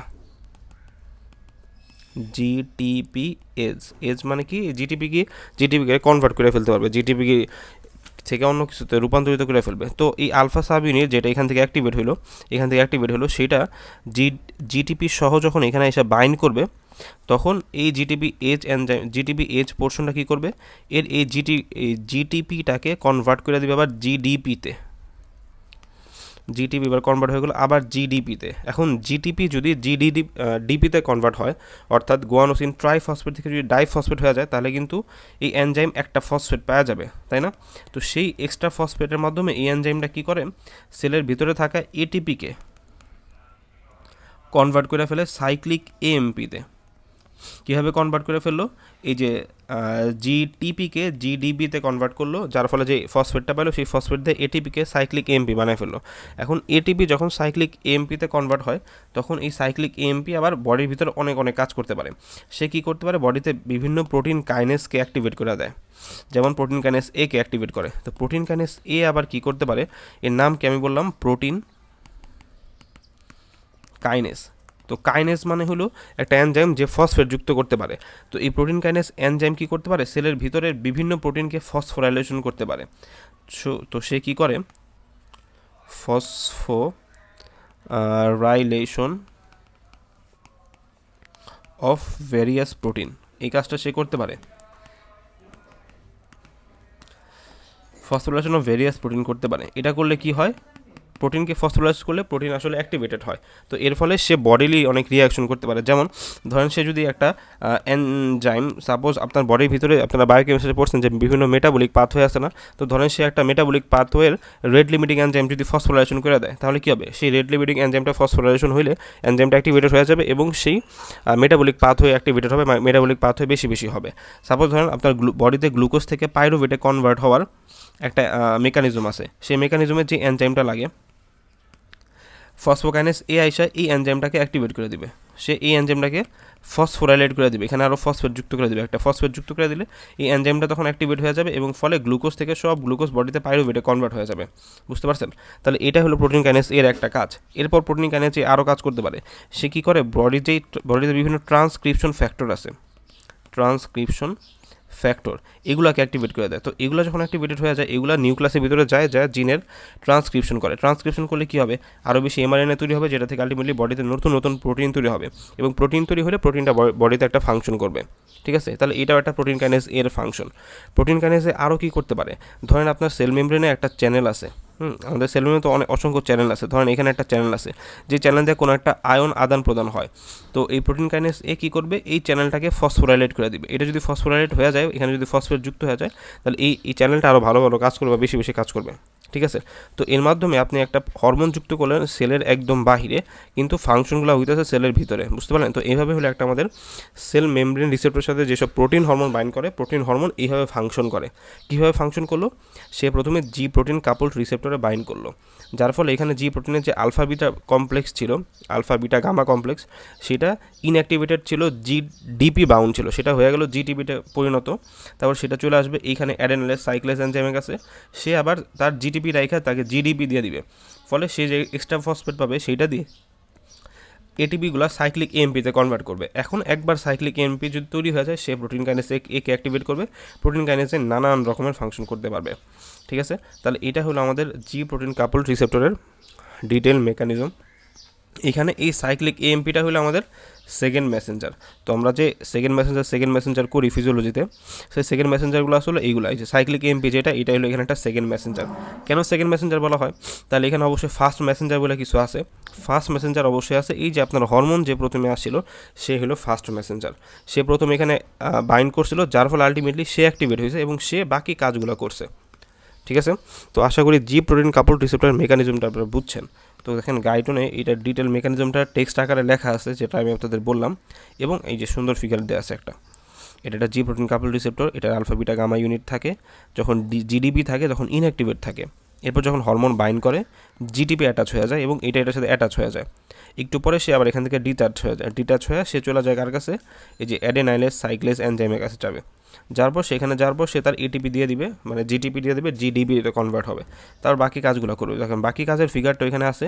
তো এই পুরো জিনিসটা গাইডনে আছে, কিন্তু একটু ছড়ায় ছিটে আছে। এই যে সে কেউ সাইক্লিক এমপিতে এটিপি কনভার্ট, এটিপিকে সাইক্লিক এমপি বানাবে, তারপর সাইক্লিক এএমপি কী করবে? প্রোটিন কাইনেসকে অ্যাক্টিভেট করবে, যেটা বিভিন্ন প্রোটিনকে ফসফোরাইলেট করায় দিবে। এই যে দেখেন প্রোটিনের সাথে ফসফেট যুক্ত করায় দিছে, যার ফলে সেল রেসপন্স হবে। তো আশা করি আপনারা এই পুরো ব্যাপারটা বুঝতে পারছেন, যেটা আমি এখানে গ্রাফিক্যালি রিপ্রেজেন্ট করছি। এখানে এনজাইমটাকে একটু এইভাবে আঁকা হয়েছে যাতে আমাদের মনে থাকে আর কি। ওকে, তো এটা ছিল হলো জি প্রোটিন কাপল রিসেপ্টরের ফাংশন। এখন জি প্রোটিন কাপল রিসেপ্টর আবার আমাদের বডিতে তিনটা টাইপের আছে। একটা আছে আমাদের জি স্টিমুলেটরি প্রোটিন, একটা আছে জি কিউ প্রোটিন, আর একটা আছে জি ইনহিবিটরি প্রোটিন। বুঝতে পারলেন? তো আমরা যেটা পড়লাম আমরা মাত্র, যে alpha beta gamma subunit থাকে, এটা হলো জি স্টিমুলেটরি প্রোটিন। এটা এইভাবে কাজ করে। সাপোজ ধরেন এটা যদি একটা জি প্রোটিন কাপল রিসেপ্টর হইতো এবং এটা যদি জি আই হইতো, মানে জি ইনহিবিটরি, তাহলে কী হইতো? এখানে সব ঘটনা সেম হইতো, কিন্তু এখানে আলটিমেটলি সাইক্লিক এএমপি যখন, এখন এটা তো ছিল জি স্টিমুলেটরি প্রোটিন, এটা ছিল জি এস এর মেকানিজম। তো যদি এটা জি আই হইতো, দেখুন জি এস এর মধ্যে কী হয়েছে? জি এস এর ভিতরে সাইক্লিক এএমপি বডিতে অ্যাক্টিভেট হয়েছে বা সাইক্লিক এএমপি বাড়ছে, যার ফলে বাকি ঘটনাগুলো হয়েছে। কিন্তু যদি এটা জি আই হইতো, তাহলে এখানে কী হতো? সাইক্লিক এমপিগুলো উল্টা ইনঅ্যাক্টিভেট হয়ে যেত, যার ফলে এই মেকানিজমগুলো আর হইতো না। বুঝতে পারছেন? তো জি এস আর জি আই এর মেকানিজম একদম উল্টা, আর জি কিউ এর মেকানিজমটা আমাদের লাগবে। আমরা এখন জি কিউ এর মেকানিজমটা দেখব। আচ্ছা, তো জি কিউ এর মেকানিজমটা আমরা একটু দেখি। হ্যাঁ, তো এটা ছিল আমাদের জি এস এর মেকানিজম, টোটালটা শেষ। আমরা একটু জি কিউ দেখি। আমরা সেমভাবে আরেকটা সেল আঁকি, এই জিনিসটা এখান থেকে কপি করে নিয়ে যাই।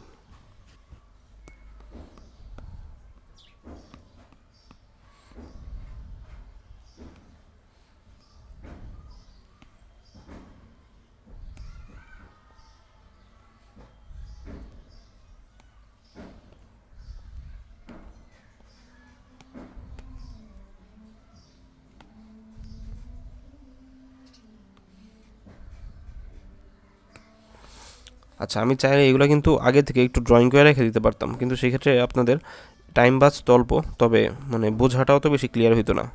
মানে একদম সরাসরি এঁকে পড়াইলে যে বোঝাটা ক্লিয়ার হয়। ঠিক আছে, তো ইনশাল্লাহ এবার আমরা জি কিউটা দেখার চেষ্টা করব। তো জি কিউ প্রোটিনটাও যেহেতু একটা জি প্রোটিন কাপল রিসেপ্টর, সেম টাইপের একটা রিসেপ্টর থাকবে। আমি জাস্ট এইটাই নিয়ে আসি এখানে, এই রিসেপ্টরের মতো একটা রিসেপ্টর থাকবে জি কিউতেও।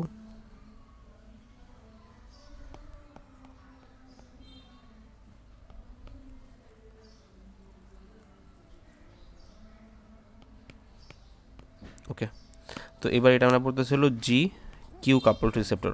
তো এইখানে কি হয়? এখানে আর ভিতরে সেমভাবে এখানে লাগানো থাকে একটা প্রোটিন, যেটার নাম ওখানে ছিল জি স্টিমুলেটরি প্রোটিন, আর এখানে যে প্রোটিনটা লাগানো থাকবে এটার নাম হলো জি কিউ প্রোটিন।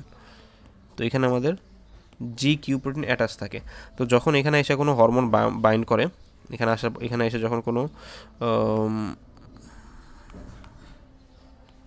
হরমোন বাইন্ড করে তখন এখানে কি হয়, সেম রিসেপ্টরের ভিতরে কনফরমেশনাল চেঞ্জ হয়, যার ফলে এখানে জি কিউ প্রোটিনটা অ্যাক্টিভেটেড হয়ে যায়। তো নর্মালি জি কিউর সাথে লাগানো থাকে কি আগের মতোই ঘটনা, যে জি ডিপি লাগানো থাকে, কিন্তু যখন এখানে হরমোন বাইন্ড করে তখন এই জি ডিপিটা কনভার্ট হয়ে যায় জি টিপিতে, জিটিবিতে। এর মানে এটা অ্যাক্টিভেটেড হয়ে গেল। তো এটা অ্যাক্টিভেটেড হয়ে যায় আগের মতোই, সে এইখানে সেল মেমোরিতে থাকা একটা এনজাইমের কাছে চলে যাবে। তো এবার আমাদের অন্য একটা এনজাইম থাকে এখানে। এর আগে ছিল কি অ্যাডেনাইলেট সাইক্লেজ এনজাইম ছিল, কিন্তু এবার থাকবে অন্য একটা এনজাইম, এটার নাম হলো ফসফোলাইপেজ সি এনজাইম।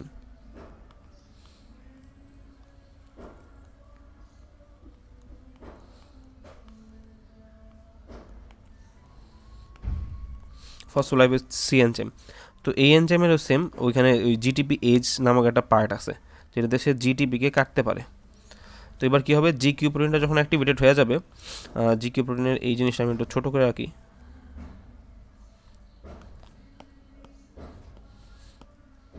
এটার সাথে কি এখন যেহেতু অ্যাক্টিভেটেড তাহলে কি বাউন্ড অবস্থায় আছে জিটিপি। তো এই টোটাল জিনিসটা এবার অ্যাক্টিভেটেড হওয়ার পর এখান থেকে রিলিজ হয়ে যাবে, এখান থেকে রিলিজ হয়ে সে চলে আসবে এই পার্টে। তো যখন সে এই আমাদের ফসফোলাইপেজ সি এনজাইমের কাছে চলে আসবে, ফসফোলাইপেজ সি এগুলো কিন্তু একটা মানে ট্রান্স মেমব্রেন এনজাইম, একদম মেমব্রেনের ভিতরে লাগানো আছে, বা পেরিফেরাল মেমব্রেন প্রোটিন বলা, মেমব্রেন এনজাইম বলা যায় এটাকে। তো এই ধরনের এনজাইমের সাথে যখন আমাদের এই জি কিউ বাইন্ড করবে, স্পেসিফিকলি ফসফোলাইপেজ সি এর সাথে বাইন্ড করবে, তখন এই জিটিপিটা আবার কিসে কনভার্ট হয়ে যাবে, আগের ঘটনায় জিডিবিতে কনভার্ট হবে। আর এবং এখান থেকে যে এক্সট্রা এনার্জি রিলিজ হবে সেটা দিয়ে কী করবে, এবার সে অন্য কাজ করবে। এবার সে কী করবে, আমাদের এইখানে সেল মেমব্রেনের ভিতরে আরও কিছু জিনিস থাকে, সেল মেমব্রেনের ভিতরে ফসফোটাইডিল ইনোসিটোল ডাইফসফেট নামে কিছু কেমিক্যাল সাবস্টেন্স থাকে। কোথায় থাকে এটা, সেল মেমব্রেনে।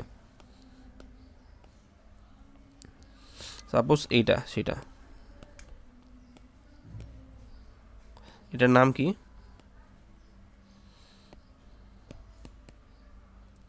এটা পুরোটা আমি কালার করে ফেলতেছি, এটার নাম হলো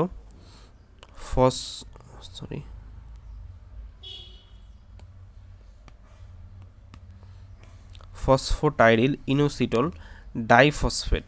ঠিক আছে, তাহলে এটার টোটাল নাম হলো ফসফোটাইডিল ইনোসিটোল ডাইফসফেট।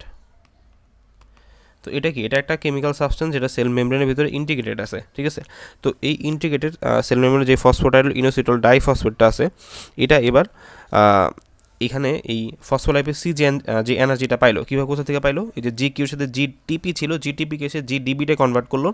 এর ফলে যে এক্সট্রা ফসফেট আছে সেই এনার্জি ব্যবহার করে সে কী করবে, সেল মেমব্রেনের এই ফসফোটাইডিল ইনোসিটোল ডাইফসফেটকে কাইটা ফেলবে। ঠিক আছে, এবং এখান থেকে দুইটা জিনিস বের করে ফেলবে, যে এনার্জিটা প্রডিউস হলো সেই এনার্জি দ্বারা সেটাকে কেটে ফেলবে, কেটে এখান থেকে দুইটা জিনিস তৈরি করবে, একটার নাম হলো ডাই অ্যাসাইল গ্লিসারল এবং আরেকটার নাম হলো ইনোসিটোল ট্রাইফসফেট IP3। ওকে, তো এবার এই ডাই অ্যাসাইল গ্লিসারল এবং ইনোসিটোল ট্রাইফসফেট সেলের ভিতরে কিছু ফাংশন করবে। তো এইখানে এরা হলো সেকেন্ড মেসেঞ্জার। এইবার এর আগে সেকেন্ড মেসেঞ্জার কে ছিল, সাইক্লিক এমপি। এবার সেকেন্ড মেসেঞ্জার এরা দুইজন। তো এরা দুইজনে আবার ডিফারেন্ট পাথওয়ে অফ ফাংশন আছে, দুইভাবে কাজ করে। যেমন আমাদের ডাইঅ্যাসাইল গ্লিসারল যে আছে, এই ব্যক্তি কী করে, এ একটু পরে যাবে, এখানে আসবে, একটু পরে সে কী করবে, এখানে সে ফসফোকাইনেজ সিকে অ্যাক্টিভেট করবে। ফসফোকাইনেজ সি যে এনজাইম, এটা সেম ওই আগের ফসফোকাইনেজ এর মতো, সে এবার কী করবে, সেলের ভিতর বিভিন্ন ফসফোরাইলেশন করবে, বিভিন্ন প্রোটিনের সে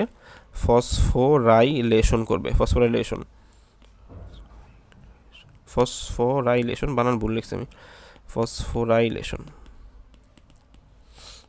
অফ ডিফারেন্ট প্রোটিনস। এর ফলে কী হবে, প্রোটিনগুলো যদি ফসফোরাইলেশন হয় বা অ্যাক্টিভেট হয় তাহলে সেই প্রোটিনগুলো বডিতে একটা ফাংশন করবে। ঠিক আছে, সেম এটা ফসফোকাইনেজ যে কাজগুলো করতেছিল সেরকম কাজই করবে। আচ্ছা, আর বাকি হলো আমাদের এবার ইনোসিটোল ট্রাইফসফেট। এখন ইনোসিটোল ট্রাইফসফেট কী করে, সে আবার সেলের ভিতরে যে মাইটোকন্ড্রিয়া আছে এবং সার্কোপ্লাজমিক রেটিকুলাম আছে। তো ধরেন আপনার সেলের ভিতরে এখানে আছে আমাদের একটা সার্কোপ্লাজমিক রেটিকুলাম বা স্মুথ এন্ডোপ্লাজমিক রেটিকুলাম।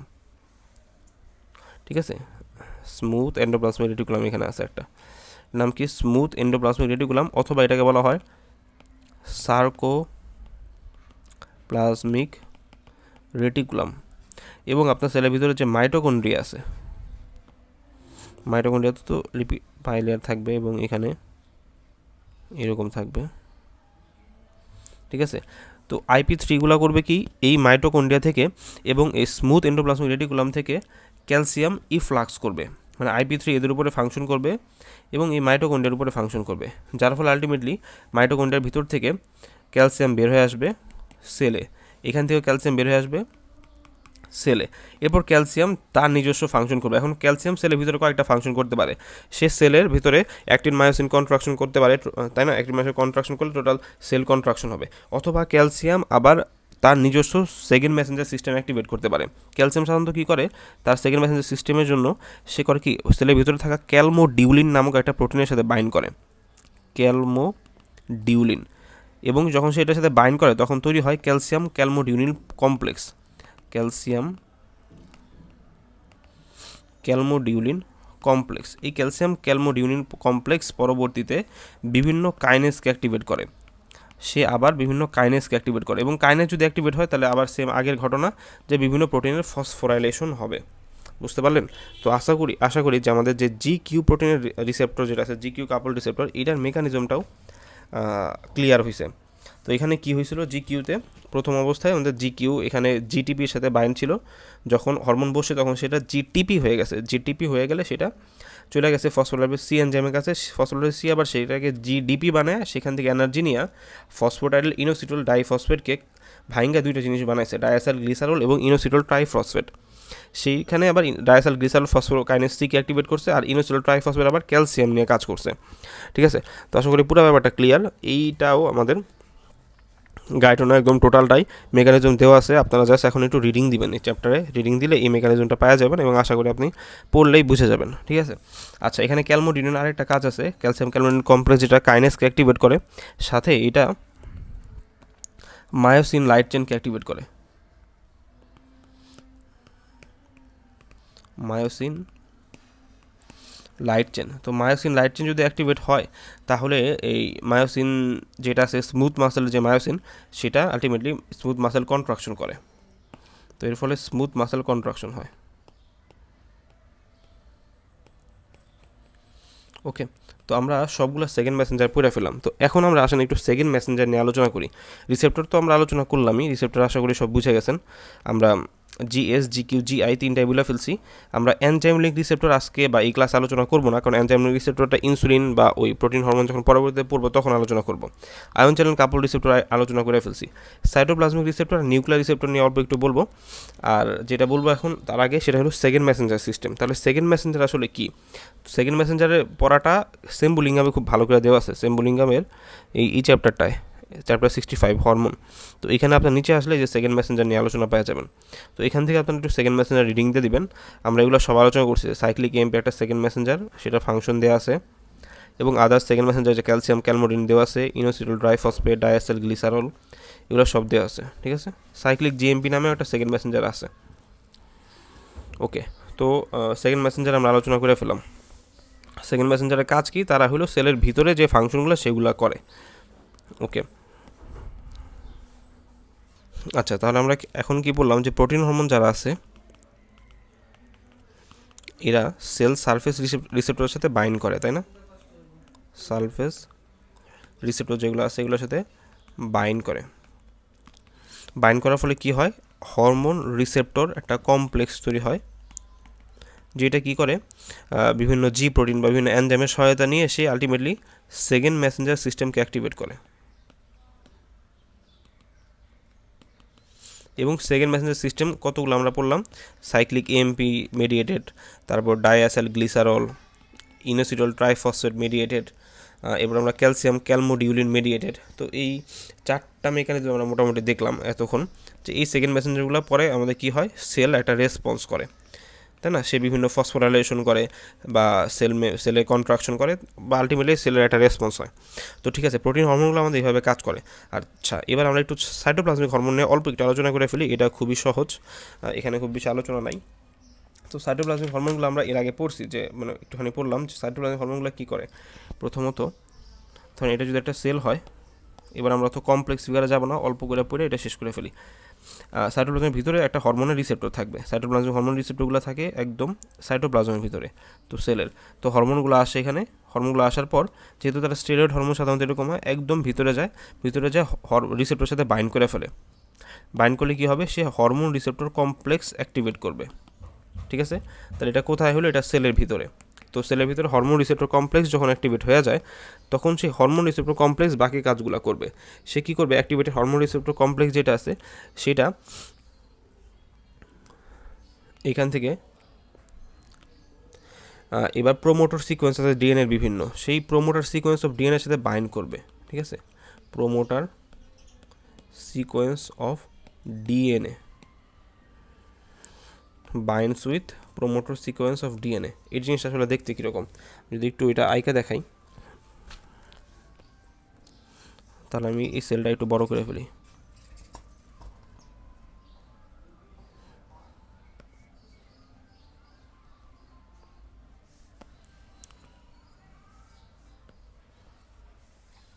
সাপোজ এখানে আপনার সেলের ডিএনএটা নিউক্লিয়াসটা ছিল, হ্যাঁ। তো নিউক্লিয়াসের ভিতরে এখানে ডিএনএ দেখা যেতেছে, ক্রোমোজোম।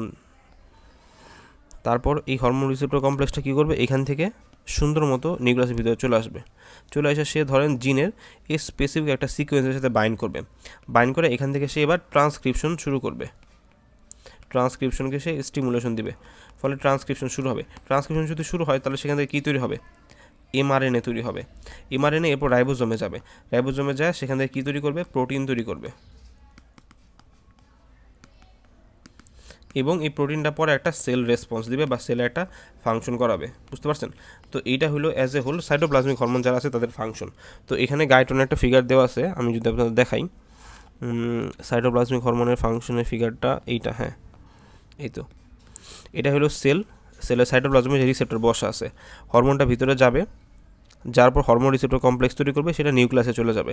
নিউক্লিয়াসে যাওয়ার পর সেটা প্রোমোটর সিকোয়েন্সের সাথে অ্যাটাচ হবে। প্রোমোটর সিকোয়েন্সের আরেকটা নাম হলো হরমোন রেসপন্স এলিমেন্ট। তারপর সেখান থেকে এমআরএনএ তৈরি হবে, সেটা রাইবোজোমে যাবে, প্রোটিন তৈরি করবে, সেল রেসপন্স হবে। ঠিক আছে, আচ্ছা এবার তাহলে নিউক্লিয়ার রিসেপ্টর কীভাবে কাজ করবে, ধরেন এটা একটা সেল, এটা হলো সেলের নিউক্লিয়াস। তো নিউক্লিয়াসের ভিতরে এখানে সেম ডিএনএ আছে। ডিএনএর মানে এই নিউক্লিয়াসের ভিতরে কিছু রিসেপ্টর থাকে, হ্যাঁ। তো এগুলোকে আমরা বলি নিউক্লিয়ার রিসেপ্টর। তো এখানে একটা ধরেন নিউক্লিয়ার রিসেপ্টর আছে। তো থাইরয়েড হরমোন তো সাধারণত নিউক্লিয়ার রিসেপ্টরের মাধ্যমে কাজ করে। তো থাইরয়েড হরমোন কী করবে, থাইরয়েড হরমোন প্রথমে, এটা বেশি বড় হয়ে গেছে, একদম সেলের ভিতরে ঢুকবে, ঢুকে এরপর সে একদম নিউক্লিয়াসের ভিতরে যাবে, যায় সে এইখানে আসার পর হরমোন রিসেপ্টর কমপ্লেক্সটা তৈরি করবে। তৈরি করার পর সেই হরমোন রিসেপ্টর কমপ্লেক্স কোথায় তৈরি করলো, নিউক্লিয়াসের ভিতরে। তাহলে এটাই পার্থক্য। সাইটোপ্লাজমিক হরমোন যারা আছে, সাইটোপ্লাজমিক রিসেপ্টর যারা বাইন্ড করে, তারা সাইটোপ্লাজমে বাইন্ড করে, এরপর নিউক্লিয়াসে ঢুকে। আর এরা ডিরেক্ট থাইরয়েড হরমোন ডিরেক্ট নিউক্লিয়াসে যায় বাইন্ড করবে। বাইন্ড করার পর বাকি কাজ সেম, বাকি তারা এবার প্রোমোটার সিকোয়েন্সের সাথে অ্যাড হবে, অ্যাড হয়ে ট্রান্সক্রিপশন করবে এবং প্রোটিন তৈরি করবে। ঠিক আছে, এই যে এখানে দেওয়া আছে নিউক্লিয়াসের সাথে বাইন্ড করবে, বাইন্ড করার বাকি কাজ সেম। ঠিক আছে, আচ্ছা তো আমরা আসলে অ্যাজ এ হোল সবই পড়ে ফেলছি আলহামদুলিল্লাহ। এখানে আমি যদি একটু দেখাই, আমাদের আজকে ক্লাসে যা যা পড়ার কথা ছিল আমরা সব কিছু কভার করে ফেলছি আলহামদুলিল্লাহ। স্টেরয়েডের মেকানিজম, জি প্রোটিন মেকানিজম সব পড়ছে। এখন regulation of secretion of hormone, hormone secretion রেগুলেশনের জন্য দুইটা মেথড আছে, একটা হলো পজিটিভ ফিডব্যাক, একটা নেগেটিভ ফিডব্যাক, যেটা আপনারা অলরেডি জানেন, তাই না? তো সাধারণত কী হয় যে হরমোনগুলো তো ব্লাডে থাকে, তাই না, ব্লাডে সার্কুলেট করে, এরপর কাঙ্ক্ষিত টার্গেট সেলে যায় অ্যাকশন করে। তো ব্লাডে যদি এরকম হয় যে হরমোনের কনসেন্ট্রেশন যথেষ্ট বেশি থাকে, তাহলে সেটা কী করে, একটা নেগেটিভ ফিডব্যাক দেয় গ্ল্যান্ডকে, ফলে গ্ল্যান্ড থেকে সিক্রেশনটা কমে যায়। আর যদি এরকম হয় যে হরমোন ব্লাডে কম থাকে, তাহলে সেটা একটা নেগেটিভ ফিডব্যাক দেয় আবার গ্ল্যান্ডকে, নেগেটিভ ফিডব্যাক দিয়ে আবার সে হরমোন প্রোডাকশন বাড়ায় দেয়। বুঝতে পারলেন? তো এটা হলো নেগেটিভ ফিডব্যাক, হরমোন রেগুলেশনের কাজ। মাঝে মাঝে কিছু হরমোন, মেইনলি সব হরমোনে নেগেটিভ ফিডব্যাকের মাধ্যমে কাজ করে, তবে কিছু হরমোন পজিটিভ ফিডব্যাক দেয়, যেটার ফলে আলটিমেটলি একটা সুন্দর উদাহরণ হলো আপনাদের লুটিনাইজিং হরমোন সার্চ, যেটা আপনি ওভুলেশনের সময় পড়ছেন এমব্রিওলজি পড়ার সময়। তো সেখানে আপনারা দেখছেন যে সেখানে লুটিনাইজিং হরমোন উল্টা পজিটিভ ফিডব্যাক দেয়, যেটার ফলে আলটিমেটলি ফলিকুলার স্টিমুলেটিং হরমোন এবং সেটা স্টিমুলেট হয়ে সেখানে গোনাডোট্রপিন রিলিজিং হরমোন স্টিমুলেট হয়ে পরে লুটিনাইজিং হরমোন সিক্রেশন আরও বেড়ে যায়, এটাকে বলে পজিটিভ ফিডব্যাক। তো এই পড়াটা আপনারা পড়বেন হলো বিআরএস থেকে। আমি এটা এখানে অ্যাড করে দিয়েছি এই স্লাইডে, আপনি এটা বিআরএস থেকে পড়ে ফেলবেন। এই যে এইটা,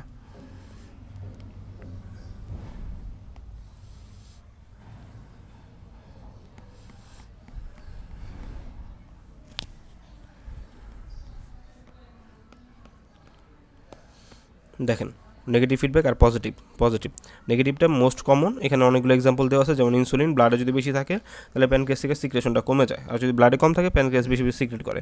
পজিটিভ ফিডব্যাকটা খুবই রেয়ার, এটার একটা এক্সাম্পল হলো লুটিনাইজিং হরমোন। ওকে, তো আচ্ছা, আর এই যে এই লেখাটা আমি এখানে অ্যাড করে রাখছি, আপনি একটু রিডিং দিবেন। এটা হলো আবার জ্ঞানঙ্গে ছিল, এই সিক্রেশন বা রেগুলেশন রিলেটেড। ঠিক আছে, তো আলহামদুলিল্লাহ আমাদের টোটাল ক্লাসটা আজকে নেওয়া শেষ। ক্লাসটা খুব সম্ভবত অনেক বেশি লেন্দি হয়ে গেছে, যদি আমাদের এটা আসলে এক ক্লাসে শেষ করাই উচিত ছিল, তাই আমরা এক ক্লাসে পড়া দিলাম। বাকি আমি আশা করি আপনারা সব বুঝতে পারছেন। যদি কোনো সমস্যা থাকে, আপনাদের ডাউট থাকে, আপনারা হোয়াটসঅ্যাপ গ্রুপে জানাবেন। ঠিক আছে, এই পর্যন্ত। আর আপনি যদি একটু গাইডলাইন থেকে দেখে দেয় আপনারা কী পড়বেন, আপনারা চ্যাপ্টার 75টা রিডিং দিয়ে দিবেন। এখানে কোনো টপিক আমি পড়ানো বাকি রাখি নাই, ঠিক আছে, সবই আপনাকে পড়াই দিছি। এই যে এখানকার এই কনসেপ্ট বাদে, কারণ এটা আমাদের মেডিকেল ইম্পর্টেন্ট না, ঠিক আছে, বায়োকেমিক্যাল ইম্পর্টেন্ট, এইগুলো আমাদের দরকার নেই। এটা বাদে আপনাদের বাকি সবই আলোচনা করা হয়েছে আলহামদুলিল্লাহ। জ্ঞানং থেকে আমি আসলে আপনারা যদি চান তাহলে দাগানো পিডিএফ দিয়ে দিব, কিন্তু আসলে আমি দাগানো পিডিএফের পক্ষে না। ঠিক আছে, আপনি নিজে রিডিং দিবেন, রিডিং দিয়ে যেই জিনিসটা আপনার মনে হবে গুরুত্বপূর্ণ সেটা পড়ে নেবেন।